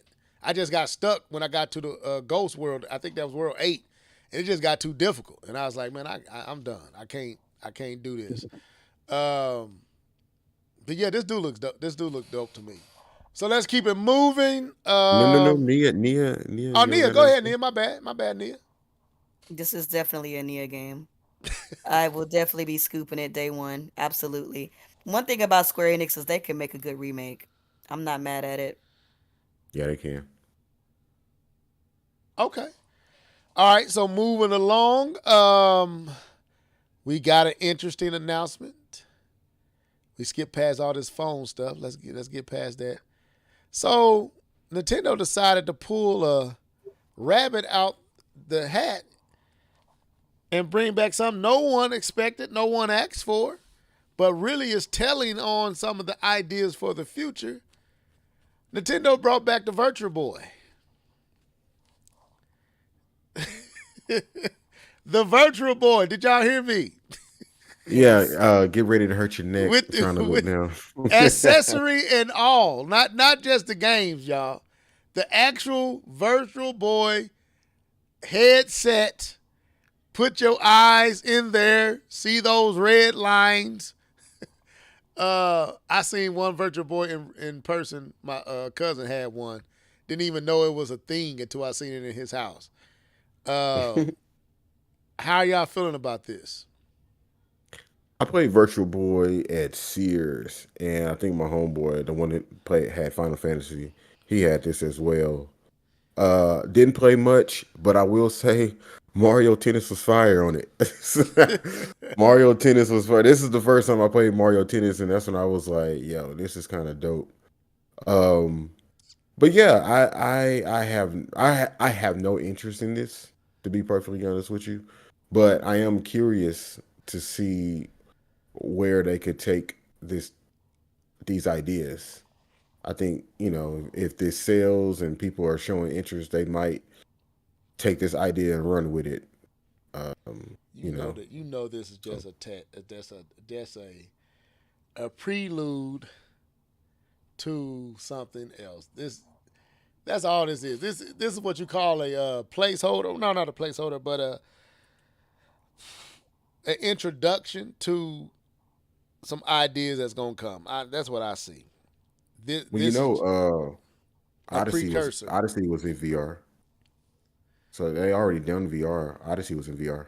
No, I didn't know Wasn't that. there like a Labo headset too for that? Yes, Yeah, Labo did yeah. that. Yeah, but that's what I see with this. You bring this back. Yeah, you catching that nostalgia vibe, but you also, to me, are prepping what may be down the road, and because because if they can do it with this, then you what's stopping them from just doing just a straight up 3D game? That may be why they made the screen 1080p.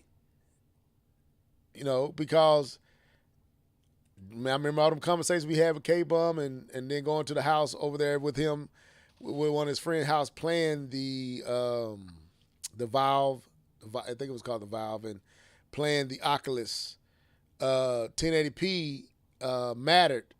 The quality of the experience, you needed 1080p or better. And, many were saying that you don't really need a 1080p screen for the Switch too, but they made it 1080p anyway. And it was like Nintendo typically doesn't, they would cut corners and go the cheapest route, and they didn't do that. There may be a reason why they didn't. And this may be the reason. If you can find a way to make a headset that can do this, that 1080p is going to play into it. But that's what I see. I just see this as just pointing to something down the road. I'm definitely not getting this. And that this thing costs $99. I don't know how y'all feel about the cost of it. I think it's too much. I think it's too much. Like, man, y'all can't give us stuff $50, $60. I mean, something that you only play virtual boy games on? Like, no. But it's cool And you though. got to be an NSO subscriber. Yeah. So, and I'm not even NSO right now. I'm just online. I don't even have NSO right now. I cheaped out. So, I don't think the price is so much of a problem because they do have a budget option. yeah, the cardboard box deal. No, but if you want the experience, what I'm saying is that there's an option whether you like it or not. There's an option to not pay Right. $99, How much is this cardboard cutout? 25. 25, I think. Yeah. Jesus. So you so you're gonna charge me 25 for the cardboard that knowing my kids, water will get waste on it, and then my cardboard is done. But anyway, you're right though. I forgot about the cardboard cutout. Yeah, I see this as just a precursor for a device that's definitely coming down the road. That's gonna introduce I mean, yeah, go ahead. I'm sorry, I didn't mean to cut you off. No, you good. Go ahead. I was gonna say, I don't know if you necessarily need to have a separate thing because I don't know what it is that those lenses do inside of the headset. Correct. And so I don't know if those lenses are specifically made just for like stereoscopic 3D, which is basically what the Virtual Boy was, or if they could be Right. used for other things, like to kind of give you more of a VR effect. I think it just depends on what they're using those lenses for, like, Right. because you might have a situation where, like a game like, for example, Mario Odyssey 2 or whatever has a VR mode, and you could use the Virtual Boy headset in order to play that. But then I guess that would beg the question on if they're gonna make that particular headset available to the general public versus just NSO subscribers. So I don't know. Yeah. Did y'all see how you have to hold it with the cardboard though? No, I Or didn't. how they're demonstrating it with the cardboard? Somebody's Crazy gonna make work. somebody's gonna make some kind of a thing so you can put it like on your head like a helmet. Yeah. It is kind of weird how you got to play it. Like I'm looking at him, even with the actual replica of the Virtual Boy. How you got to put your head in this contraption and try to and hold the controller. It's kind of wonky. It's very awkward. Yeah, so they're gonna have to create something that just goes on your face, which I'm pretty sure the Switch weight is gonna create problems. Yeah. But they do got them glasses. I don't know if you've seen it where they can. Anyway, that I don't want to get sidetracked. So the next game that they showed, I'd say we wasn't gonna go through this game by game, but we are. They showed Fatal Frame, Crimson Butterfly remake, Koei Tecmo America. What was y'all Not thinking of this? interested. Not interested. More Koei Tecmo nonsense. That's what I think. Okay, then we can skip on. Looks good though, but not interested. We got a remake or upgrade to what is this? I want to say what's the punch? Did What's he that? say his grandmother had a Virtual Boy? Who? Yeah, Yeah, Alan Steed. That's I funny. gotta read this up in here. So you got what's the game of this? The Pirate. What's the name of that dude? Not One Punch. It's the anime. They got a remake of it for the Switch 2. One Piece. One Piece. There it is. One Piece Overcooked 2. Holiday 2025 got a overhaul, and you can have your faces on now, so you can use game chat on Overcooked 2, which I got that on the Switch too. I mean on the Switch, so I wonder if that's a free upgrade. They got Stardew Valley. Do y'all want to? Was there anything in this little montage that y'all want to talk about? No. Okay. They got the washing cars game. What's the name of this game? Power Wash. Soap. Power Power Wash. Yeah. Okay, so Cozy all right, game. this one right here didn't look too bad though. This this one that came on after Power Wash. I can see my wife playing something like this. The fruit matching. What is this? Phenomenon return. Suika game. What is it called, Nia? Suika game. Suika game. They didn't have the name up yet. This is something I know my wife will get into this.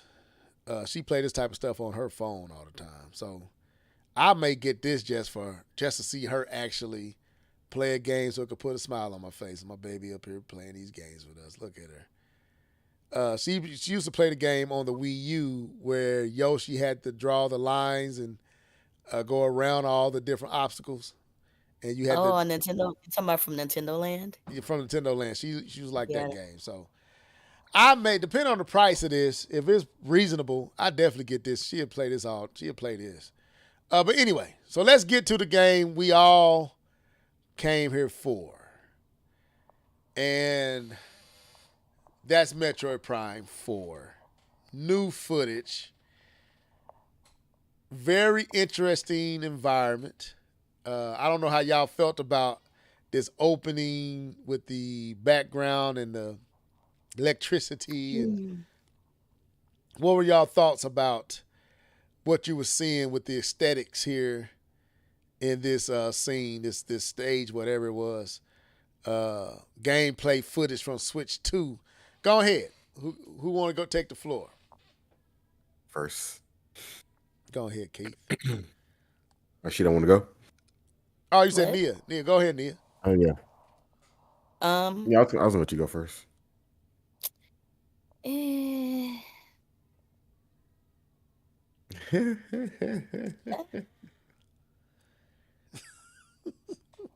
Go ahead, speak your piece. I Speak your piece. I I don't want to sound like a downer, okay? I do still think that this game could be a good game. And all of the footage that I've seen up to this point, I've really enjoyed what I've seen. But this, I'll put it this way. Going away from this direct, I was more hyped for Tamagotchi Life than I was for Metroid Prime 4. Hey. I didn't like. This is gonna sound like.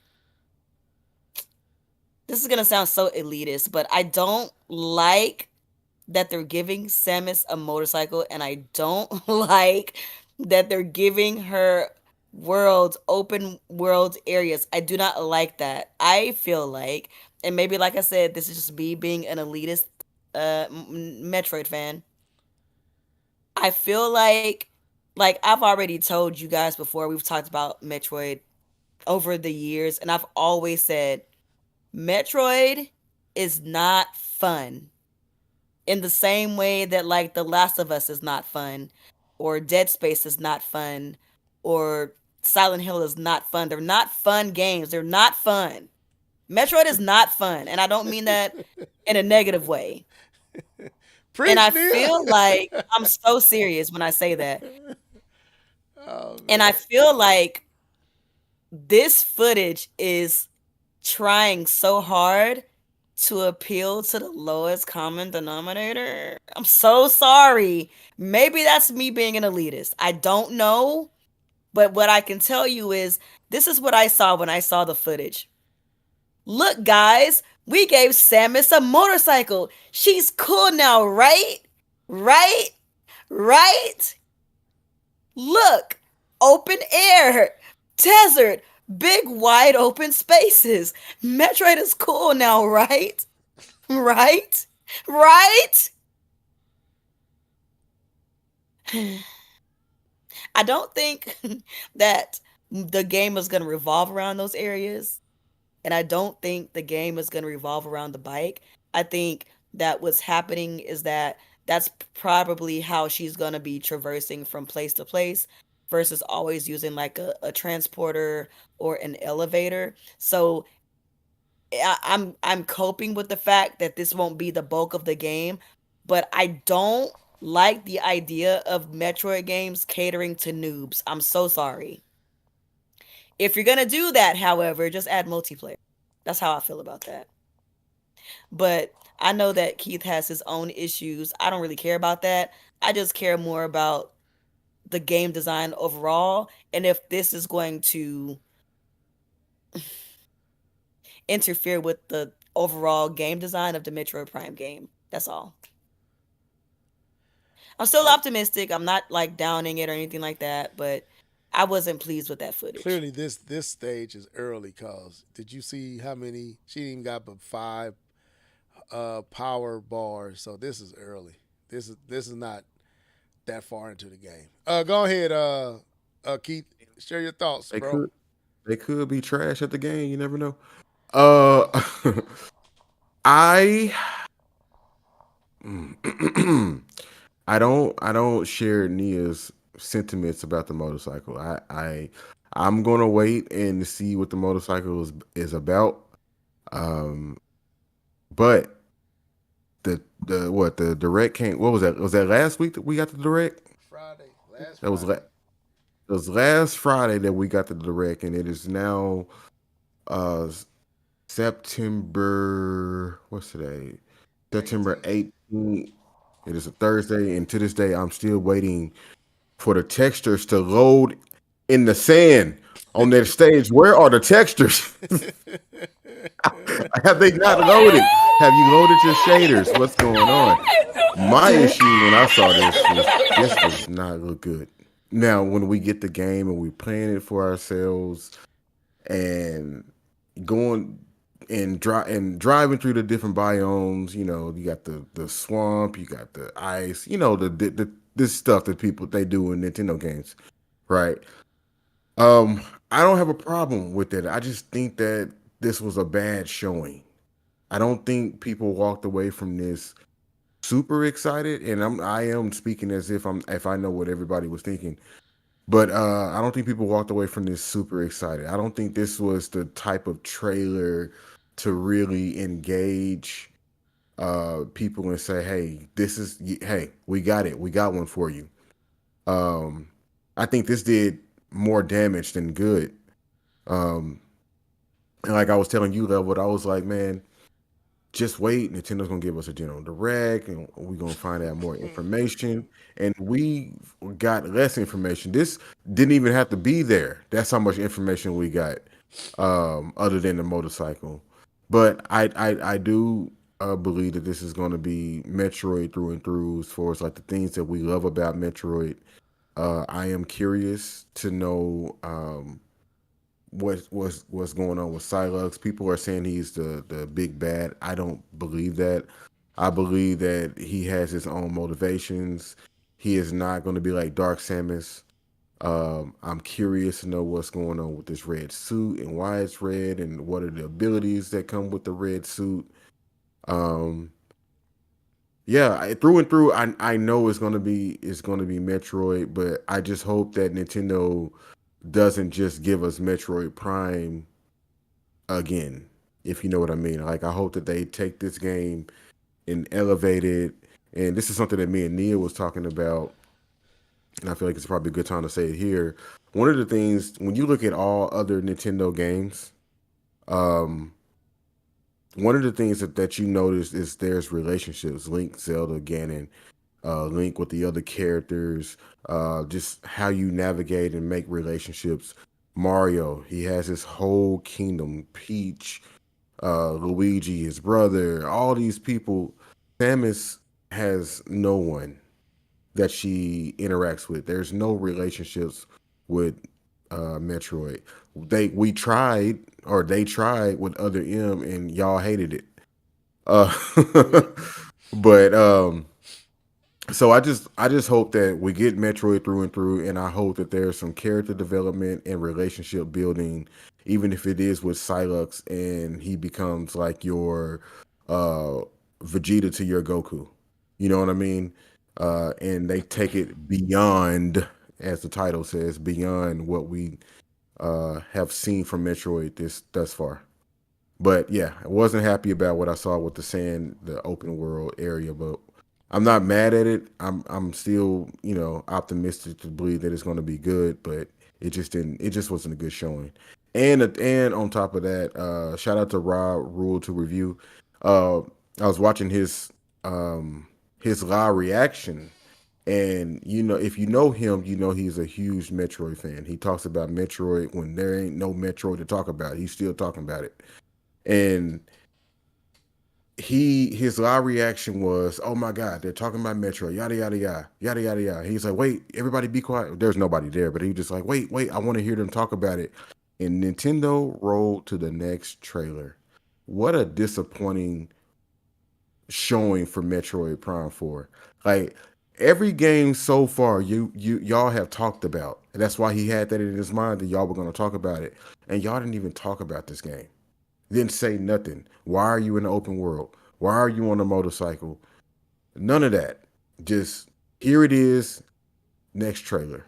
So Because the last time they talked about it, people cried about the voice actor for the narrator. So I I feel some type of way for several reasons. One is it took rule of review for Keith to notice something I'd said directly after the cast that was my biggest problem with this whole showing was the fact that they said nothing after they showed it. That I literally put that in the chat. I said, man, what is up with Nintendo with this game? They didn't even say anything about it. They spent more time talking about the game that comes after this, which was Donkey Kong Bonanza, DLC. I said all this in our chat.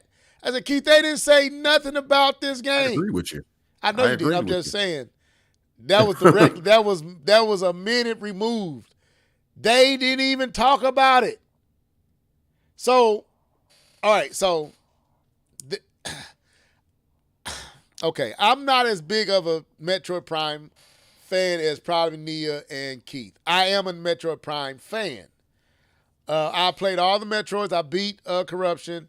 I pretty much I could have beat the boss in one. I just got tired of going through the Metroids, the spamming Metroids in the remake, and remastered, and it made me mad. I just stopped playing it. They were just spunning too much, and I was like, you know what? It shouldn't be. Anyway, but they say that's true Metroid fans wouldn't have no problem with that. Well, I did. But anyway, I didn't play 2. And the only reason I didn't play 2, because I felt like I did the same thing with Majora's Mask. I felt like Nintendo was going to phone those games in, and it was just a money grab, so I didn't buy them not knowing the actual Majora's Mask was amazing. I didn't know that. And then Echoes was good too. So I never played the second versions. So how do I feel about Metroid Prime 4?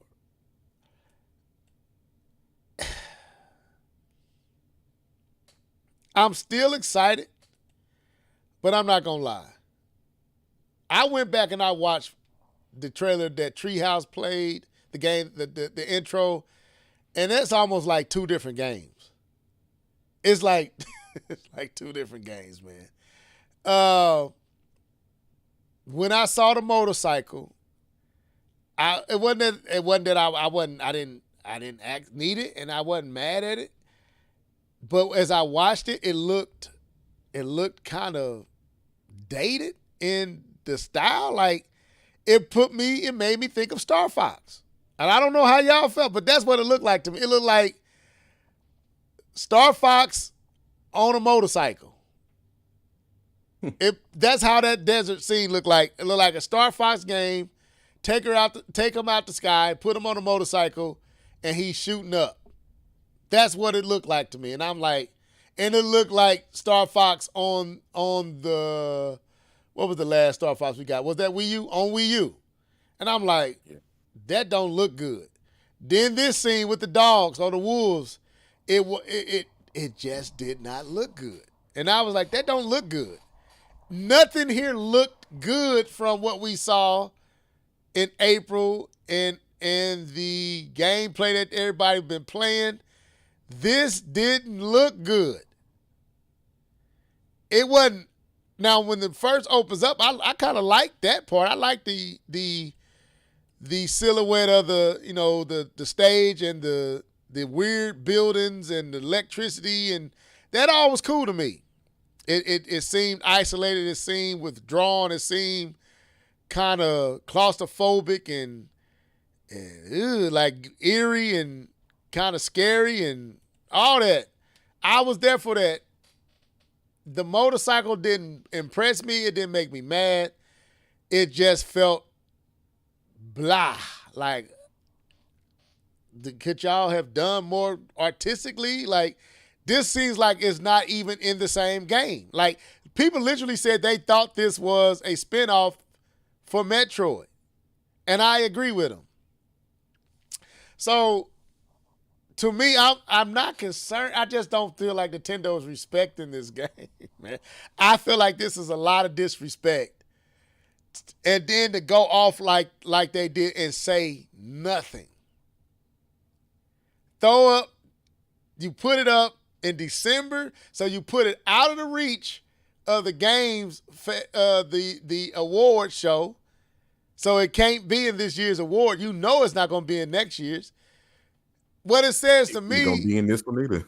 I know. I said it's out of this year's. It's definitely not going to be in this year, and it's Even not if going it to be in was. next year's. So, to me, it's like, do y'all believe in this game, or is it because it's a Western studio making it? Something doesn't make sense here with me with the way Nintendo is handling this title. Like, if you look at what they're doing with Sakurai and that game, which does not deserve that much coverage, and this game is the only game that's being made by their Western studio, it's like, why are y'all treating with this title with so much disrespect? It's disrespectful. To me, the date that it's coming out on is disrespectful. Like, I feel like Metroid Prime should have Kirby's date. But they treating this like Cinderella up in the room. Go get away. We don't want to see you. I don't know what's going on. Samus got on a tethered dress. Rhoda's running around trying to make her dress to go to the ball. Nobody wants her around. I feel sorry for Samus. I really do. I don't feel like it. I mean, Nintendo skirted past this game so fast to talk about a game that we literally got 3 months ago, and they had more to say about this game than that game. Like, they have more to say about Donkey Kong Bonanza. Like, when Donkey Kong Bonanza went off, the DLC, they talked about it. What? Okay, we ain't gonna be here too much long. What is going on with this game? Why are they treating this game like this? Please, Nia, you here? I'm not trying to keep you here all night. I know you got to go to bed. I know you got to get up. Why are they treating this game with so much disrespect? You're asking me? Yes, ma'am. Specifically? Yeah, you and Keith, but I want you to go first. Do you feel it's disrespect? I don't necessarily feel like it's disrespect. I feel like the game is the game. I feel like, for me personally, I would need to go back and look at the way that they marketed the other Prime games. And I would also like to compare it to the way that other companies marketed their games from the same genre, just to compare. Because from what I remember, and this is just more recent kind of games in this style, the Prey trailer was kind of sleepy. um, the Returnal trailers were kind of sleepy. Like, yeah, they looked cool, but I never really got a lot from those trailers either, because I think, and like I keep saying this, and I'm not trying to dismiss how you feel about things, but I really do think it's because this is the game. Metroid is not fun. Like, yes, of course, it has its bombastic moments, like with the boss fights and things like that. but the bulk of the game is this. It's not fun. I, okay. So what I think needs to happen is that instead of Nintendo showing necessarily a fun trailer, what they just need to do is give us more. That's my Because this point. is yeah, so this What? is the kind of game. Well, let me finish my point. No, I was going to This ask you is the the kind question. of Go ahead. Go ahead. My bad. well, because I feel like this is the kind of game that just you kind of have to sink your teeth into. You know, I'm still not convinced this is the last time we're gonna see any more Metroid Prime 4 um footage or promo until December. I do still think we're going to get more. But I don't want to say disrespecting the game. I feel like that's very emotional and kind of I don't want to say it like that, but I do think that this was a bad showing. I will agree to that. This was not a good showing of the Well, game. well, let me clarify. With the part I'm calling disrespect was no, not even talking about it once you got done showing it. Well, here's the That's reason why I think they didn't talk about it because the last time they talked about it, people complained about the what? the narrator's voice. The last time that this game was shown and it had narration over it, people were making fun of it. They didn't like it because they didn't like the cadence of the narrator's voice. Is he too happy? Yes. It was too jovial. People were like, "Oh, I feel like I'm in preschool." And so this time they were like, "You know what? We're just not going to give you a voice. We're going to show you the game." And that's what they did. Yeah, I don't know. To me, I just feel like it's messed up that yeah. To me, Well, let that's me ask you this Yeah, question, go ahead. Level. Let me ask Yeah. you this question. And this is a real question. I'm not trying to be a butthole when I ask you this. Did you like the narrator's voice in this direct? Did I like the narrator voice in this direct? Because I think it's the same I who don't never narrated like the last. Nintendo's, but So let me ask you this question. Let's say they did narrate it. Remember the last time that there was a narrator over the for footage, and he was like, "Using your psychic powers to open doors," and you hated it. I hate everything they do when You it's and narrated. everybody else But hated it. but So you want them to change, like you want him to change his voice? no, Do you want them to change the that's narrators? what Like they what do you do. want? What do you want I them don't to like do? just because I don't like how the voice sounds doesn't mean I don't want to hear what you're Bro, saying. I may not like how you you sound heard what saying it. that man said the last time, and all you could talk about is how you hated it because I you felt like it yes, was for babies. yes, You said Weenie Hut Jr. but I and you don't feel hated it. personally, I'm be honest with you, Nick, I didn't particularly feel that way about this particular direct. I don't feel that way about every Nintendo Direct narration. Sometimes their narration is very cheesy. I would admit that. Not every time. But I don't think that should absolve you from not talking about this game. I don't care Well, what people, we think. well, You talk well, the people same voice need to talking be. about Well, then, didn't talk about Metroid, talked about DK. It's still the same well, voice. DK is a baby game compared to Metroid, so nobody's gonna care about But the the narrator talking same about Donkey. this is my About to point. get The clipped again. same people is watching the same people that complain about Metroid, the same people watching DK.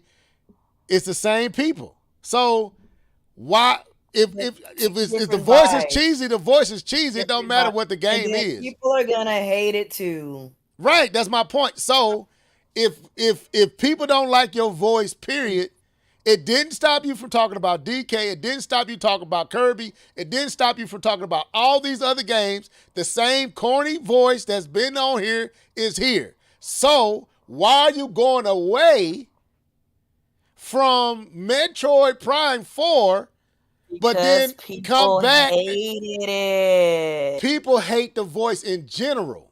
Not So we yes, don't like but we don't the like when you part that talk. got the most criticism was the part where he said, "And you can use your psychic powers." That And wasn't oh, me. I don't know who you talking about. When I say So, I hate it all in right, general. okay, I if I hate was got it to, in it, general. if I was to take Nia's got it. point, and Metroid is historically not a great seller, I'm going to listen to the people.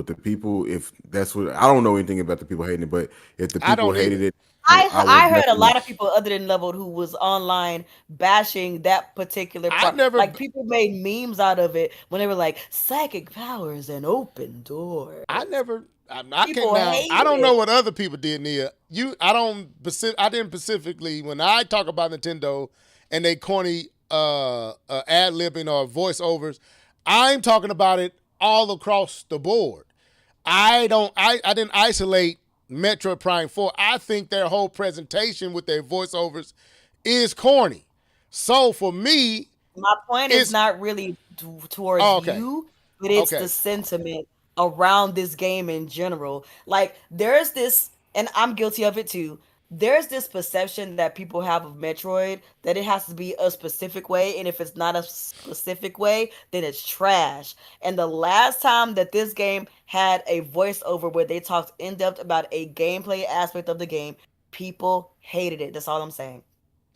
I don't know I'm when not they saying anything more how or does less. how do they supposed to talk And, about and it? and in terms of what Keith is saying, it's already a game that doesn't sell. So they're trying to minimize any other damage to the gameplay that they show look garbage. They But they're trying to minimize any other damage to the game. And if the last time that they showed the game and the game had a voice and everybody hated the voiceover, it's like what do you expect Nintendo to do?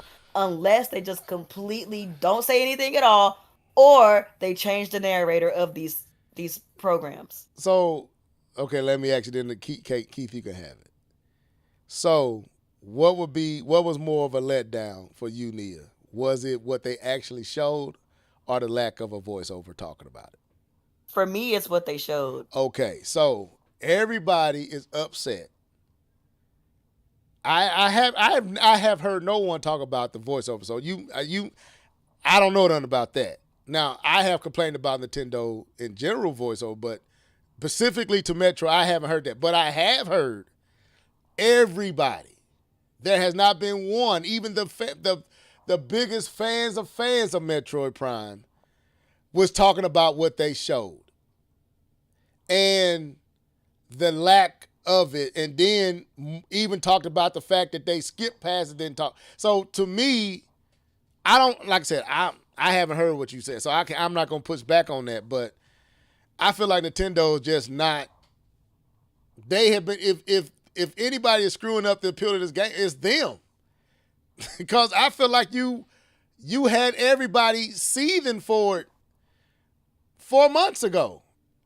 Like everybody was excited about that game. And now you hold information. Then when you do come with new information, it's what you just showed us. And it's lackluster. Then you put a date of December. Like, what the world? Keith, I hope they come with another record. But we know Kirby got another record. I don't know what Nintendo is doing with this title. It's just goofy to me. But go ahead, Keith. You got the floor. We can move to this DK, whatever this DLC is. Go ahead.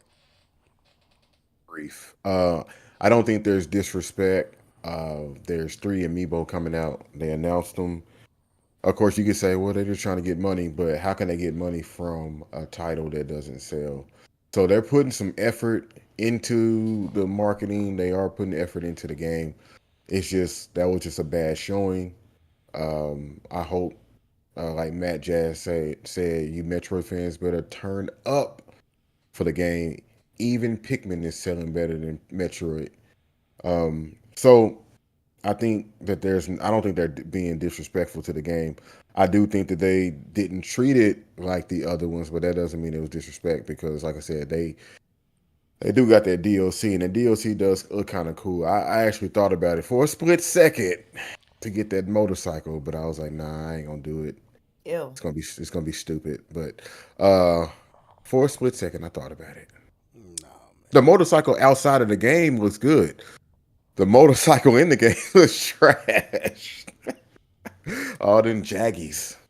So, but anyways, we can move on. We don't even have to talk about Donkey Kong, honestly. Nah, I don't want it. That's why I'm just confused on.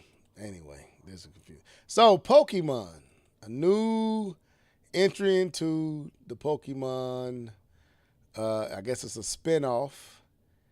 Forgot the name of this game.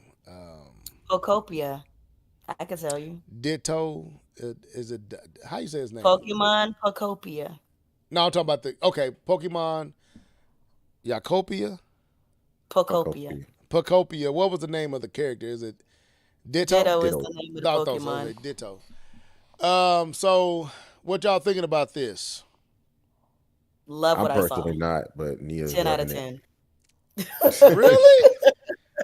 This is just. I guess this is your style of game. I don't know. Heck no. Games like this. It's funny because I'm sorry, Keith was talking. Go ahead, Keith. No, I was saying this is not my game. This is for you. So Oh, you was well, talking. this is hilarious because they literally sued they literally sued Pocket Pair, the people who made Power World, who had a similar game, and made their own version of it. I think that's 10 out of 10. I might scoop it just for that, even though I love Power World, by the way.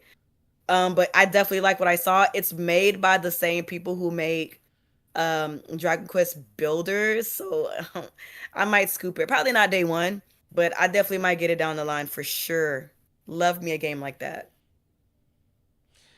So you mean to tell me Nintendo sued a company and then took their ideal and made their ideal their game? Yes, it's almost as if Nintendo is just like these other companies. Get them off a pedestal, please. But I think that's amazing. I don't have Nintendo on no pedestal. I'm not talking to you. Oh, okay. Well, you Stop being so defensive. Like I know, Well, you think I'd be you coming do- for you, but yeah, I'm not. You do. I'm Don't talking get to- clipped. Don't get clipped, guys. Don't get clipped. Don't get clipped. Yeah, I'm not trying to get clipped. Level is my friend, and I She respect be him coming dearly. for me, but Hey, you gotta specify now. You said it right after me. I'm like, okay, what did I do But now? you are my friend, and I respect you dearly. Any banter is very, friendly I'm messing. I banter. know that, Nia. I'm not as sensitive as you think. But no, I'm not saying that for you. I'm saying it for a certain individual who wants to use your voice for clips. Gotcha. He is my friend, just so you know, he is my friend. But I like the fact that with this game, you're using the Pokemon to do different tasks on your farm. I really like that. And not Really like that a fighting. lot. Yeah, I it's did definitely This hear. was- For me, I heard Gene Parks. He said it. He was like, I really like the fact that you're playing a Pokemon game and they're not fighting. You get a chance to just enjoy your Pokemon. And I'm sitting here looking at the trailer and I'm like, Nia's right. It is your world building, growing grass, you making stuff, building stuff. I can see level, yes, definitely for me. Is it going to be multiplayer? Like, is it just single player? Like, I don't know. They how's didn't it gonna really. work? They just kind of announced it. They didn't really go, into detail. he said, I didn't even Interesting. notice this stuff. What are you talking about, Comic Book Crunch? I didn't even notice that stuff, y'all. Y'all are weird. I'm a You little weird. You got to I own explain it. what you're Wait, talking this is about. Game Freak and Toy. I think that's back Toy in the Tecmo. Metroid conversation. I don't think that was. I think another problem I have with Nintendo is too many of the same game, same franchise game. I mean, same. How would I say that, Nia? The same, styles. Same not genre. style, same IP, Genre. same genre. IP. Okay, Oh, well, I- the same IP. Like you get 5 different Mario games. Here we have a Pokemon game, then you go to another Pokemon game. It's like at the top we got Mario Galaxy, Mario Fever. It's like, man, like, is that all the characters? I know, but I understand that. But they do this even outside of the 40. Nintendo has a lot of games with the same IP, and it's like Kirby. It's so much Kirby. But let's keep it a buck. It's kind of a flex. It's like, hey, we got IPs over here, boy. Yeah, but the same Somebody IP, said they wanted some exclusives. multiple games in the same IP kind of becomes. Exclusives matter over here, my guy. I'm telling you. No, I get that. I'm with that. No, but I get what you mean, Level. I think that it, and also if it's IPs you're not interested in, because I'm not particularly interested in Pokemon. I do like that style of game though. So I mean, I get what you mean. But like It if just, they showed yeah. like 5 Monster Hunter type games, I'd be like, yeah, this is high. I just think it depends on what you like. Yeah, it's just like, man, bro, like you got all these other IPs that you never even touch, and it's like where they at? Where where's Punch Out? Where is Star Fox? Where is F-Zero? Where are these games at? It's F like, Zero 99. yeah, I guess. Yep, and let me see. Yep, and they gotta add plenty of IPs that are very different that can break all that up. I agree.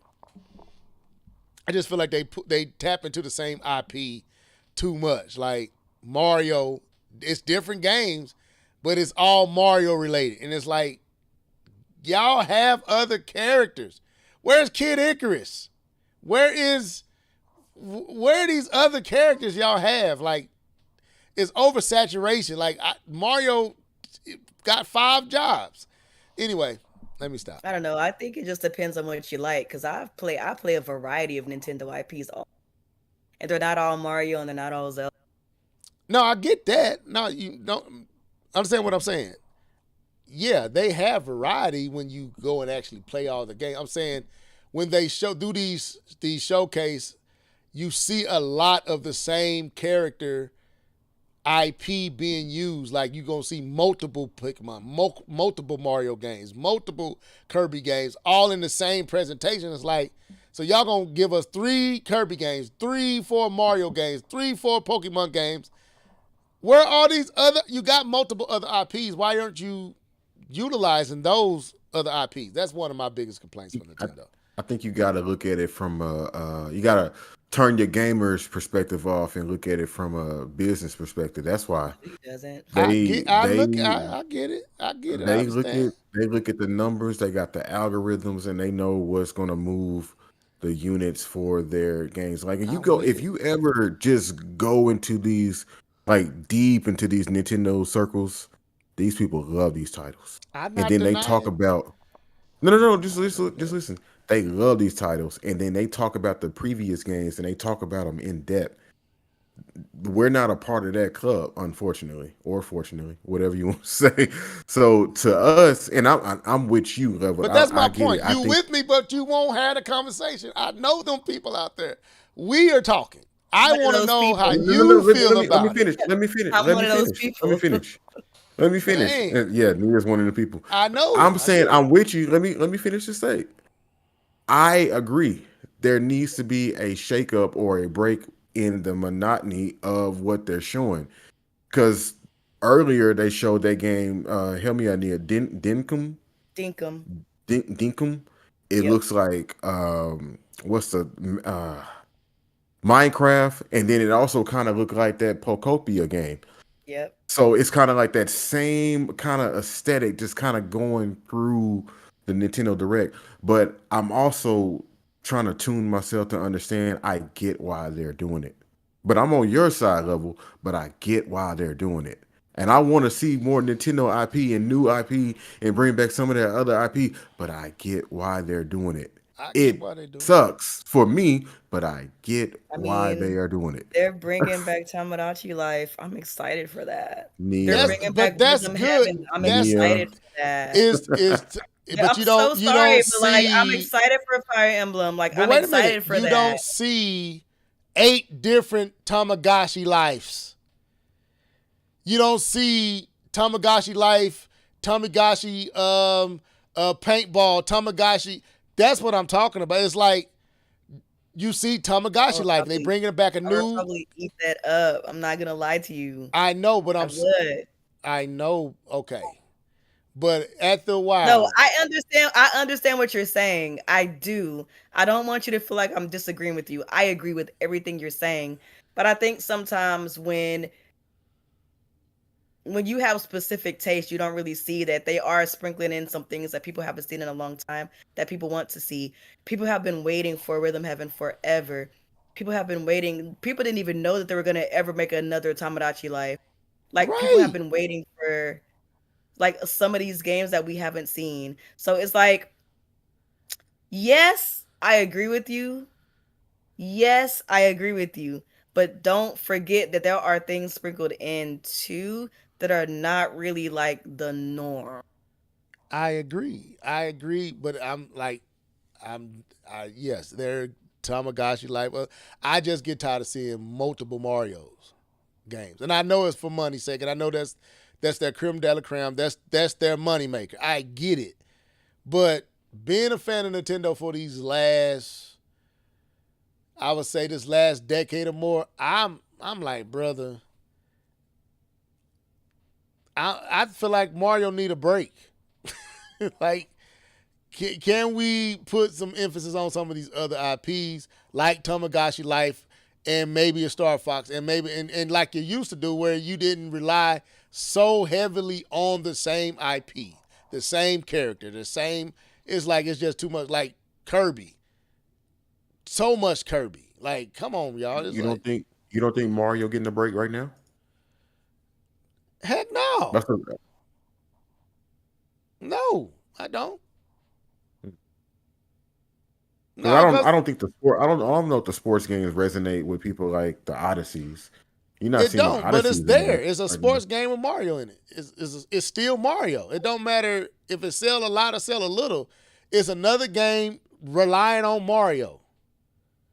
That is another game relying on Pokemon. It's another game relying on Kirby.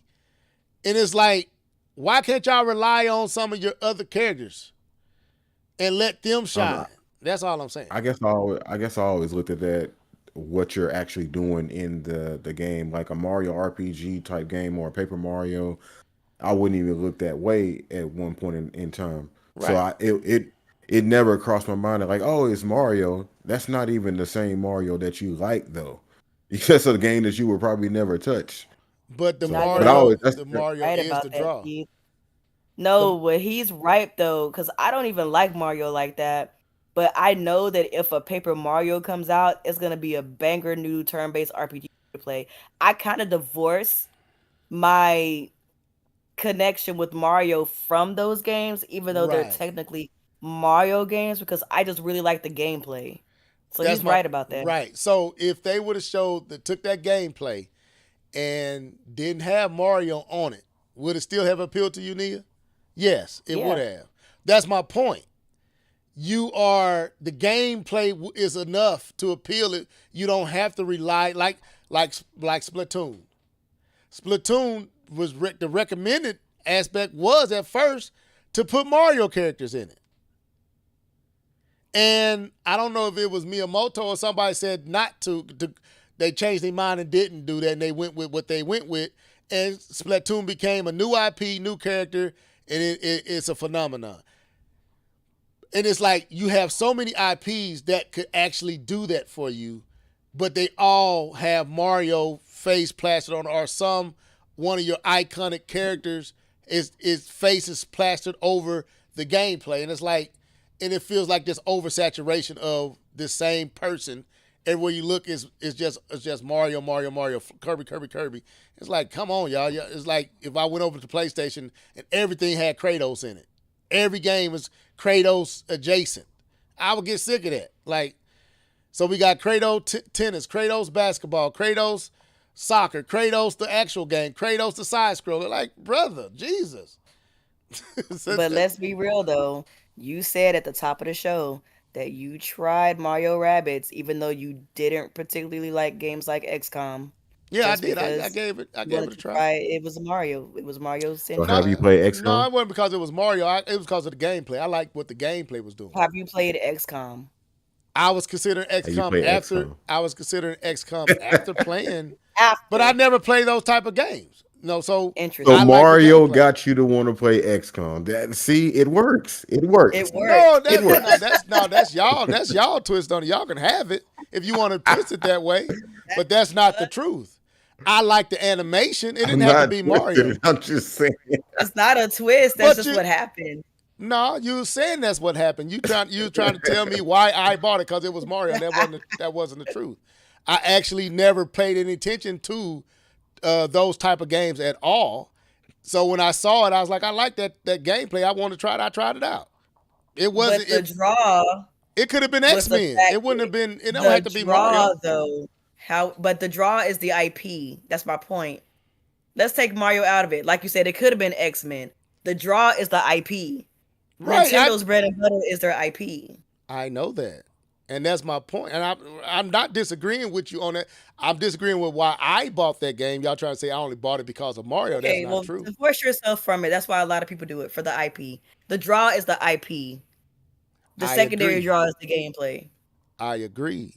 Because I feel like when we say things, you think we attacking you. But let's take you out of it. That's the reason why they keep doing it. I agree with you. But they do it because there are a lot of people who probably would have never played XCOM who have played Mario Rabbids. That first game sold like gangbusters. I agree. But you did say, Nia and Keith, you did say you bought it for Mario. So I'm not responding you're to right. I so did y'all say did that. say that. So I'm responding to that. But anyway, my point is, even with that, and even with that particular game, it's still that same narrative of, and you're right, Mario does sell, but I still think it's still oversaturation. Whether that game appealed to me for Mario or not, it's so many games with Mario in it. It's still to me oversaturation from Nintendo. But I mean, Listen, Nintendo can never put out another Mario game ever again, and I would not. So, but anyway, we skipped. I missed this one. Resident Evil was also showed here. This kind of was a surprise, which I predicted this game was going to be showed. I just felt like it was. What y'all think about Persona 3 Reloaded? I knew that was coming. I'm interested in Persona. That's Capcom. So we already seen this game. I'm trying to get past. What is this?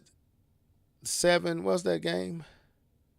They showed Dragon a lot Quest. in this montage. This Was it Dragon Quest 7 or you mean no Final Fantasy? Disgaea. How you say that? Disgaea. Oh, Disgaea 7. Disgaea 7. Was y'all interested in that? That's another one of those I games am that I not. just haven't. I'm just like, man, that's. I like an RPG, but maybe I'll Yeah. get there one. You know. Yeah, let's get past all this mess. All right. So This one kinda you know came where out of- you want to go. no, I'm trying to wrap this up, bro. We had 2 hours and 30 minutes. So Capcom, and I called this. So let me give my shout out. Don DeMarco. Anyway, Resident Evil Requiem is coming to the Switch 2.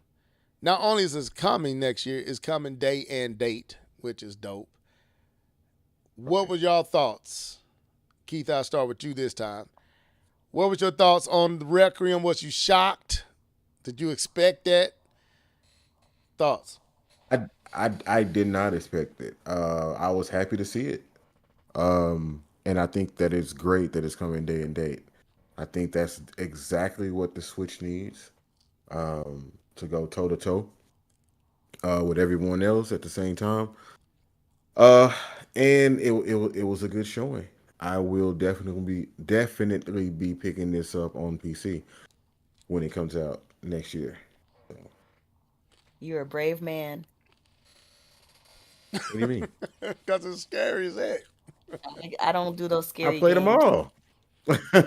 Man, Nia, me and you in the same boat. I want to Didn't you get just it. beat 4? I want to get it. Didn't you just beat 4 level? 4 was palatable. This is Exorcist. This is not 4 was just some zombies running around. No, bro. This is on some other poltergeist. No. This is Also, wasn't 4 the one that went like more action focused? it was or action no? packed. Yes. It was more of an action. It had some moments where it was scary, like when you was down in the cellar and you had to go turn on that electricity key and you had to go through that that I don't know where we were. You was in the underground of this I forgot you had to turn on all the electricity and that bug creature was chasing you that you couldn't kill. Ah. You remember before Oh yeah. I remember now. now Yeah, that you could. I think you can knock it down though. you could knock it down, but that was scary. This is a different type of scary. This is left to dead space scary. This is grab your wife, hold on to the sheets, and cry in your pillow. No, I don't know, man. I want to so bad, but bro, I don't think I can handle this. Just looking at these scenes, I'm a punk out. Yes, Lord. Yep. I see many nights of controllers getting put down, TV left on. Why the TV still on? Hey, I was playing that. Hey, you don't understand. I don't know if I can do it. I want to though. I want to play it, but I don't think I got the. I'm not built for this.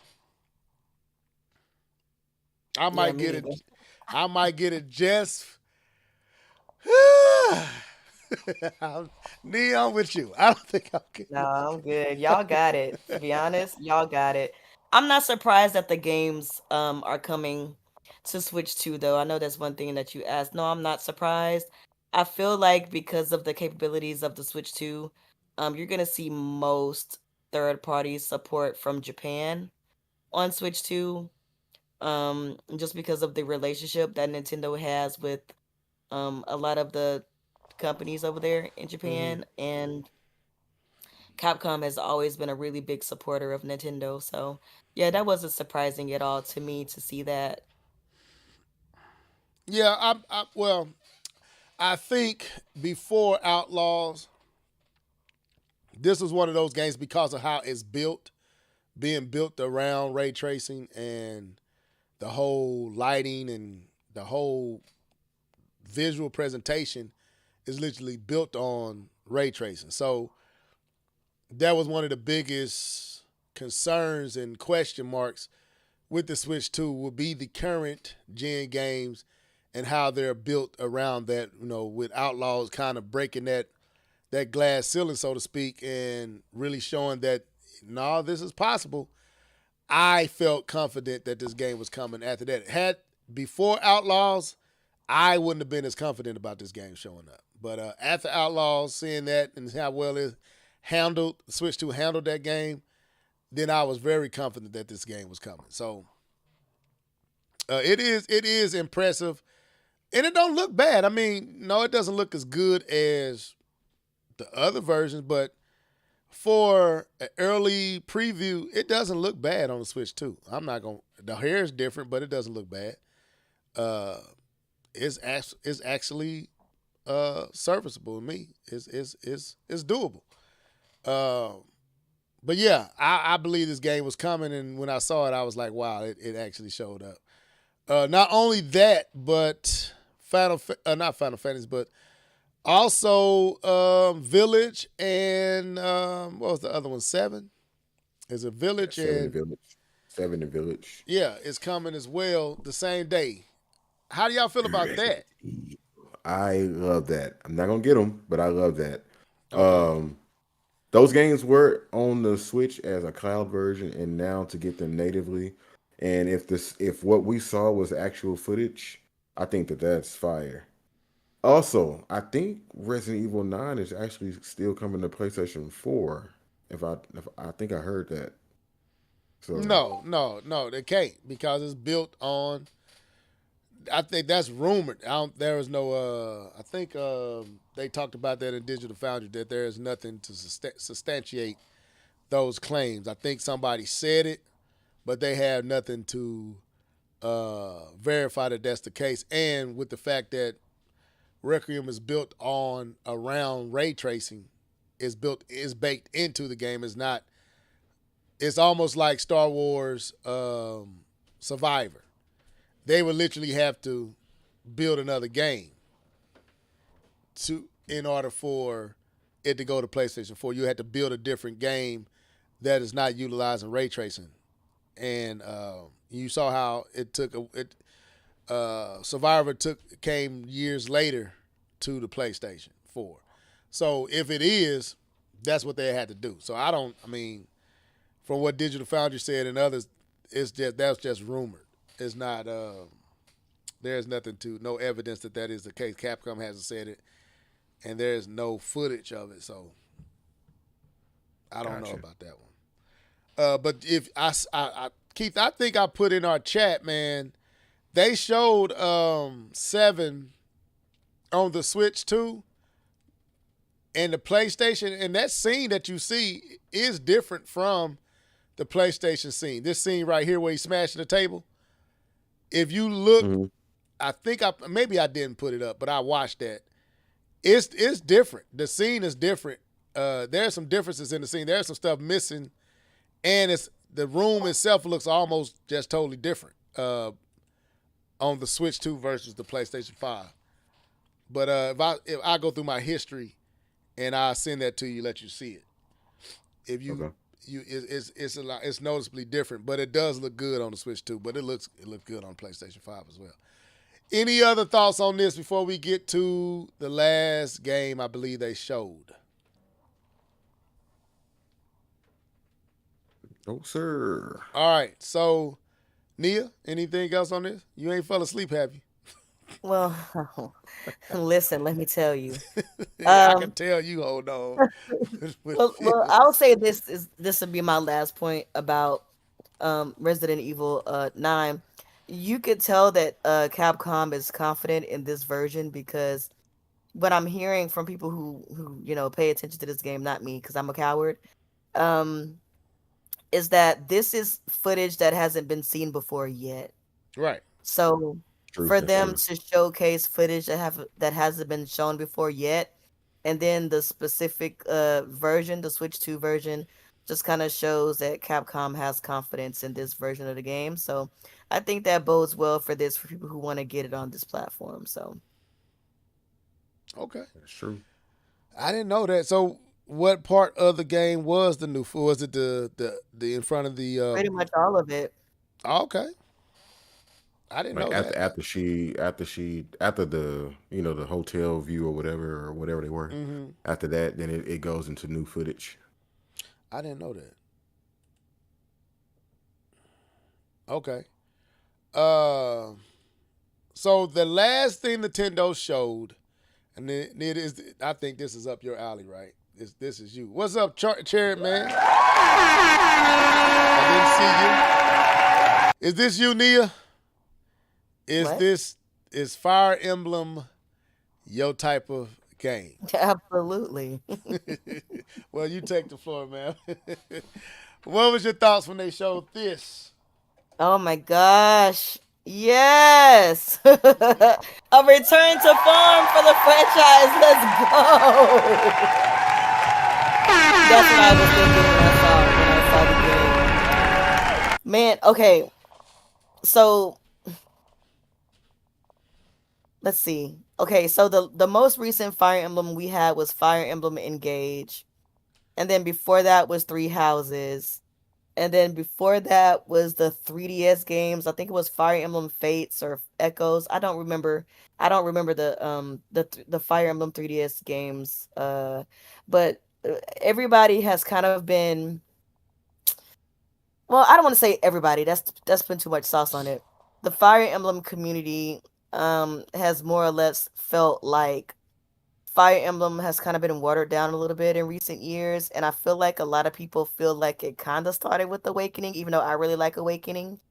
Um, and I like Three Houses, and I like Engage too. And to be fair, I have not beat those games. I'm so sorry, but what people are saying is that this new Fire Emblem game is kind of like a return to form post Engage. A lot of people didn't like Engage because it was not like a real story. Like they kind of really played on bringing back like the classic Fire Emblem characters from the past. So it was kind of like,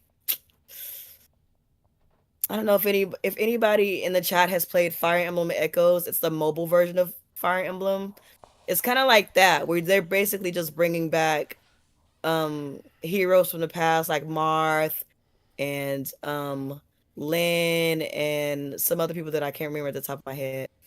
and people were just really ready to kind of go back into like a deep story with like political theater and like you know all of the things that pretty much go into Fire Emblem. I'm sorry, I'm drawing a blank. I'm exhausted, I know, I know, but I know you are. yeah. So I'm really excited. When they announced it, I was immediately um attracted to the art style.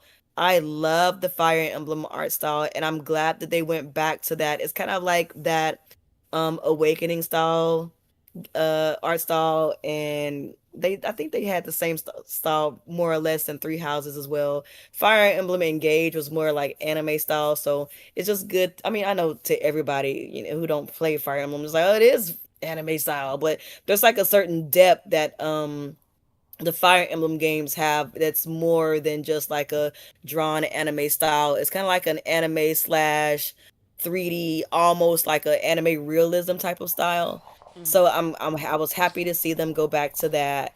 I'm definitely looking forward to the. It looks like this might be the main character. Another thing that people in the Fire Emblem community have kind of talked about is how in the most recent Fire Emblem games you kind of create like an avatar, but not really. It's not like a super in-depth like avatar system or anything like that. But like you have to choose like a character that represents like you. And so a lot of people are just kind of hoping that this new Fire Emblem kind of goes back to having like legitimate, like this is the protagonist, like this is your core team, these are your people. Because I guess a lot of people feel like when Fire Emblem had like a dedicated protagonist, the stories just kind of fared better because it wasn't trying to put like you in the world. Like, no, it was like a legitimate character who lives in this world. You have all your memories, like all of that type of stuff. So the main character I think is Kai. The character with like the blue hair, like his hair kind of looks like locks. And some of the other characters like look very, very interesting. I'm really looking forward to anyway, I'm really looking forward to see like where they go with the story. It looks like this story is going to be tied to Three Houses in some way. So I'm really interested to see how they tie together. But yeah, I'm really excited for Fire Emblem. Really, really excited. Now, this is JRPG too, right? Or is this Strategy. I this is mean, strategy? yeah, it's a strategy game, but I mean, it's Japanese RPG, so yeah, I mean that's a very So broad genre. so But this yeah, is it is. so strategy like SOCOM and that type of strategy, or Mm, I'm looking at the grids coming up here. I guess I've never really paid attention to Fire Emblem. I I do mean, like I the guess if graphic. you have to compare it to something similar, I guess kind of like XCOM, but I feel like XCOM has a little bit more going on in free- terms of it's a little bit action freedom. It's a little more freedom. and freedom. Like I feel like Fire Emblem is very much a grid-based game. You move your character to a part of the grid and then you attack that character that you go to on the grid, and like there's a lot of things that go into that as well, but it's very much a strategy game. You would not like. Yeah, when I learned about Fire Emblem, and I don't know if they still do it, it was like the rock, paper, scissors type of deal. So if you got a Yes, character with a spear, you probably shouldn't be fighting. I don't know sword. the I yeah, think it's sword. So sword, or yeah, it's So it's a sword or thinking axe. game. It's a thinking game. yeah, but I Strategy. it's mean, if not you it's not rush. it's It's not not really a rush. thinking game. It's more like you just got to know what is strong against what. Like I think a lance is strong to sword, and then like sword beats axe. I forgot how it goes, but it's something like that basically. Yeah. All right, So Keith. okay. I love the art style. It's one of those games where it's like I just want to sit down and see this story. Not so much really want to play the game. Nia knows, but I was really thinking about getting a Fire Emblem game last year, um, and this might be the one that I might try to go out and get. I don't know, but I was really interested. But this one seems really grounded. I remember me and her, we was talking about, you just mentioned Fire Emblem Engage, and how like she was talking about it. It seemed very whimsical and like you said, very anime, like pop anime or like something like that. Where this one is like um what's a good one? Attack on Titan type of anime. Like it has depth. You know what I mean? Like it's still anime, but it has depth. So um I will be very interested. Now, I'm not saying I'm gonna run out and get it day one. I might if I see it on sale or something like that, because this is not my wheelhouse. But I am hoping to expand, and I've always been wanting to get into the Fire Emblem titles. Kind of like what she was talking about earlier about Nintendo has a lot of genres, and not everybody likes all of their genres, and this is one of them that I've been curious about. But I'll end it there because I don't have much else to say. But I like the animation, I like the art style, and I was saying I thought K-Bun probably would like this just because there's strategy involved or whatever. But I don't know. But that's all I got. It's late. Yeah. Like I said, visually, I'm impressed with it. It makes me like I like anime looking games like Marvel Rivals, like, and this makes me like it looks like that to me. As far as the gameplay, I'm just not familiar enough with it to get my take on it. So I'm just leaning on you guys to listen to how y'all talking about it. And it's not that I wouldn't be into these type of games. I just, like I said, I would You have to wouldn't just like it, love me. I'm telling you. It's very much like in terms of like strategy games, it's very slow. You wouldn't like it. I don't like tedious. It's not the slow. Slow is not like because I didn't think I would like the strategy game like with the Kirby with not Kirby but Mario Rabbits, and I did like that. It's I don't like tedious games where you got menus upon menus of stuff that you got to manage and keep up with. I don't like that. I don't like. So yeah, you wouldn't like this then. Okay, then yeah, then that ain't me because that's why nah, that's it's too much to keep up with, too much to go over here and mix with this and Yeah, mix with because that. there's a lot of systems you got to remember. That's why I said it's a thinking like it's a brain I game. wouldn't say it's a brain game. I feel like it's not really a brain game. You just have to be aware, like, oh, if you're a lance dude, like, don't just like roll up on like a sword dude. You know what I Right. mean? And so it's like you just got to think about things like that. And then, of course, when you get into like the tougher areas with more enemies, you have to be strategic in the way that you kind of like mow Approach. through them. And then, you can't just like go in just like doing whatever. Like, there's some kind of a strategy that you have to think about to get through that particular area of the Right. game. But I'm a shock y'all because I think y'all got me boxed in a little too much. But I'm a shock y'all. Got level boxed in. We not boxing you in. You I box be one. yourself in, I buddy. be wanting level to try these other games. No, it ain't it's games that I be trying that y'all just don't be knowing about because I don't stay with them, so I don't talk about them. But I There's tried a a lot of there's stuff. a there's a demo. I just it gotta catch Sonic. me. That's fair. Sonic Racing Crossworlds demo is on Steam, by the way. I don't know if it's on the other consoles, but I just downloaded it. I'm gonna check it out.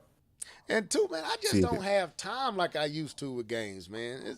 So I'm real picky. If I'm gonna give my time to you, you got to catch me within a certain time frame, because my schedule with the church and all the stuff I do, sitting down playing games, it got to be something that really is enticing me, like Silk Song, um, stuff like that, uh, which is not a typical game I would play, but I'm liking this game. Uh, but so, but I'm gonna look into this. I'm gonna look into it. It doesn't not don't peel from me from just looking at it, but I'm a shock y'all. But anyway, any other thoughts? Because I know you got to get off here, Neil. You need to go to bed.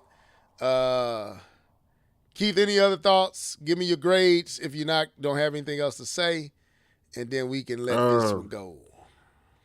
yeah, I give it a C plus, and I don't have any extra thoughts. I'm gonna give it okay, Okay. direct. C plus, Nia. What's your letter grade for the direct? For me, it was a solid B. I understand why a lot of people didn't like it, but it definitely had a lot of games in it that appealed to me. Okay. For me, I'm gonna give it a C. It was serviceable. I was wanting. I don't know. I maybe came in. My expectation wasn't super high, wasn't super low, but they did what they were supposed to do. They gave some games. They gave the dates, and that's all you can ask for. I wasn't blown away. I wasn't necessarily disappointed. I would say the only thing kind of disappointed me was Metroid Prime 4. But other than that, it was cool. I'll give it a C. So with that being said, that was the cast for tonight. Next week we'll be back, same time, same place. I think K-Bump 20 will be back as well. Miss Nia, always a pleasure to have you on. And I plan to have you on more so you can give me fits. No, I was messing with that.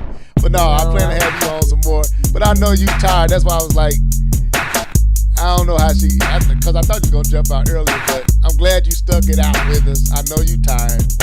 And so I appreciate you sacrificing your sleep to be with us tonight. Absolutely. Keith, you know what it is. I'll be talking with y'all in the chat. But go ahead and sign out, Nina, so you can get on off here and go to bed. Lady, go ahead. The floor's yours. Well, thank you so much for inviting me on the show. You know it's always a pleasure. Thank you guys for coming in and watching the show. Make sure you give this show a like. If you're watching it after it's live, make sure you add a comment at the bottom to, boost this podcast up into the algorithm. Give it a like. And yeah, thank you guys for coming on the show.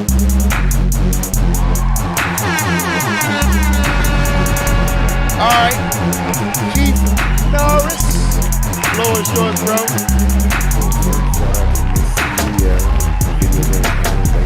Rocking with us. Like Lovey said, sacrificing. So I know you ready to do it. So I'll be quick. Just want to say thank you to everybody for coming out and rocking with us as we recap the Nintendo Direct. I know it's been recapped to death, but thank y'all for rocking with us as we did it as well. And happy gaming, happy weekend, all the good stuff. K-Bum, safe travels back. And yeah. Okay.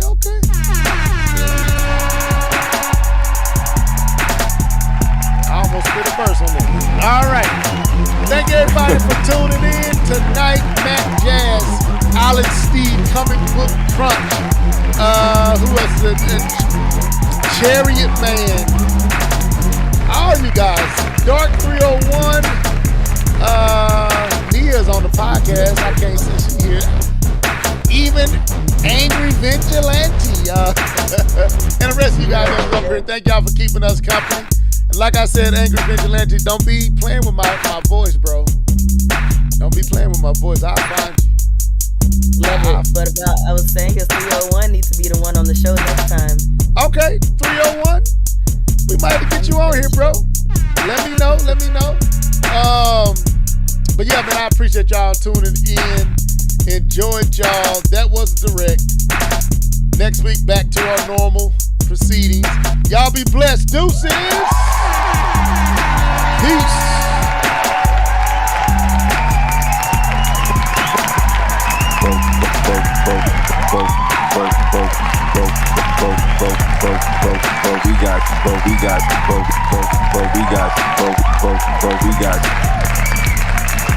We got Smash Bros. though.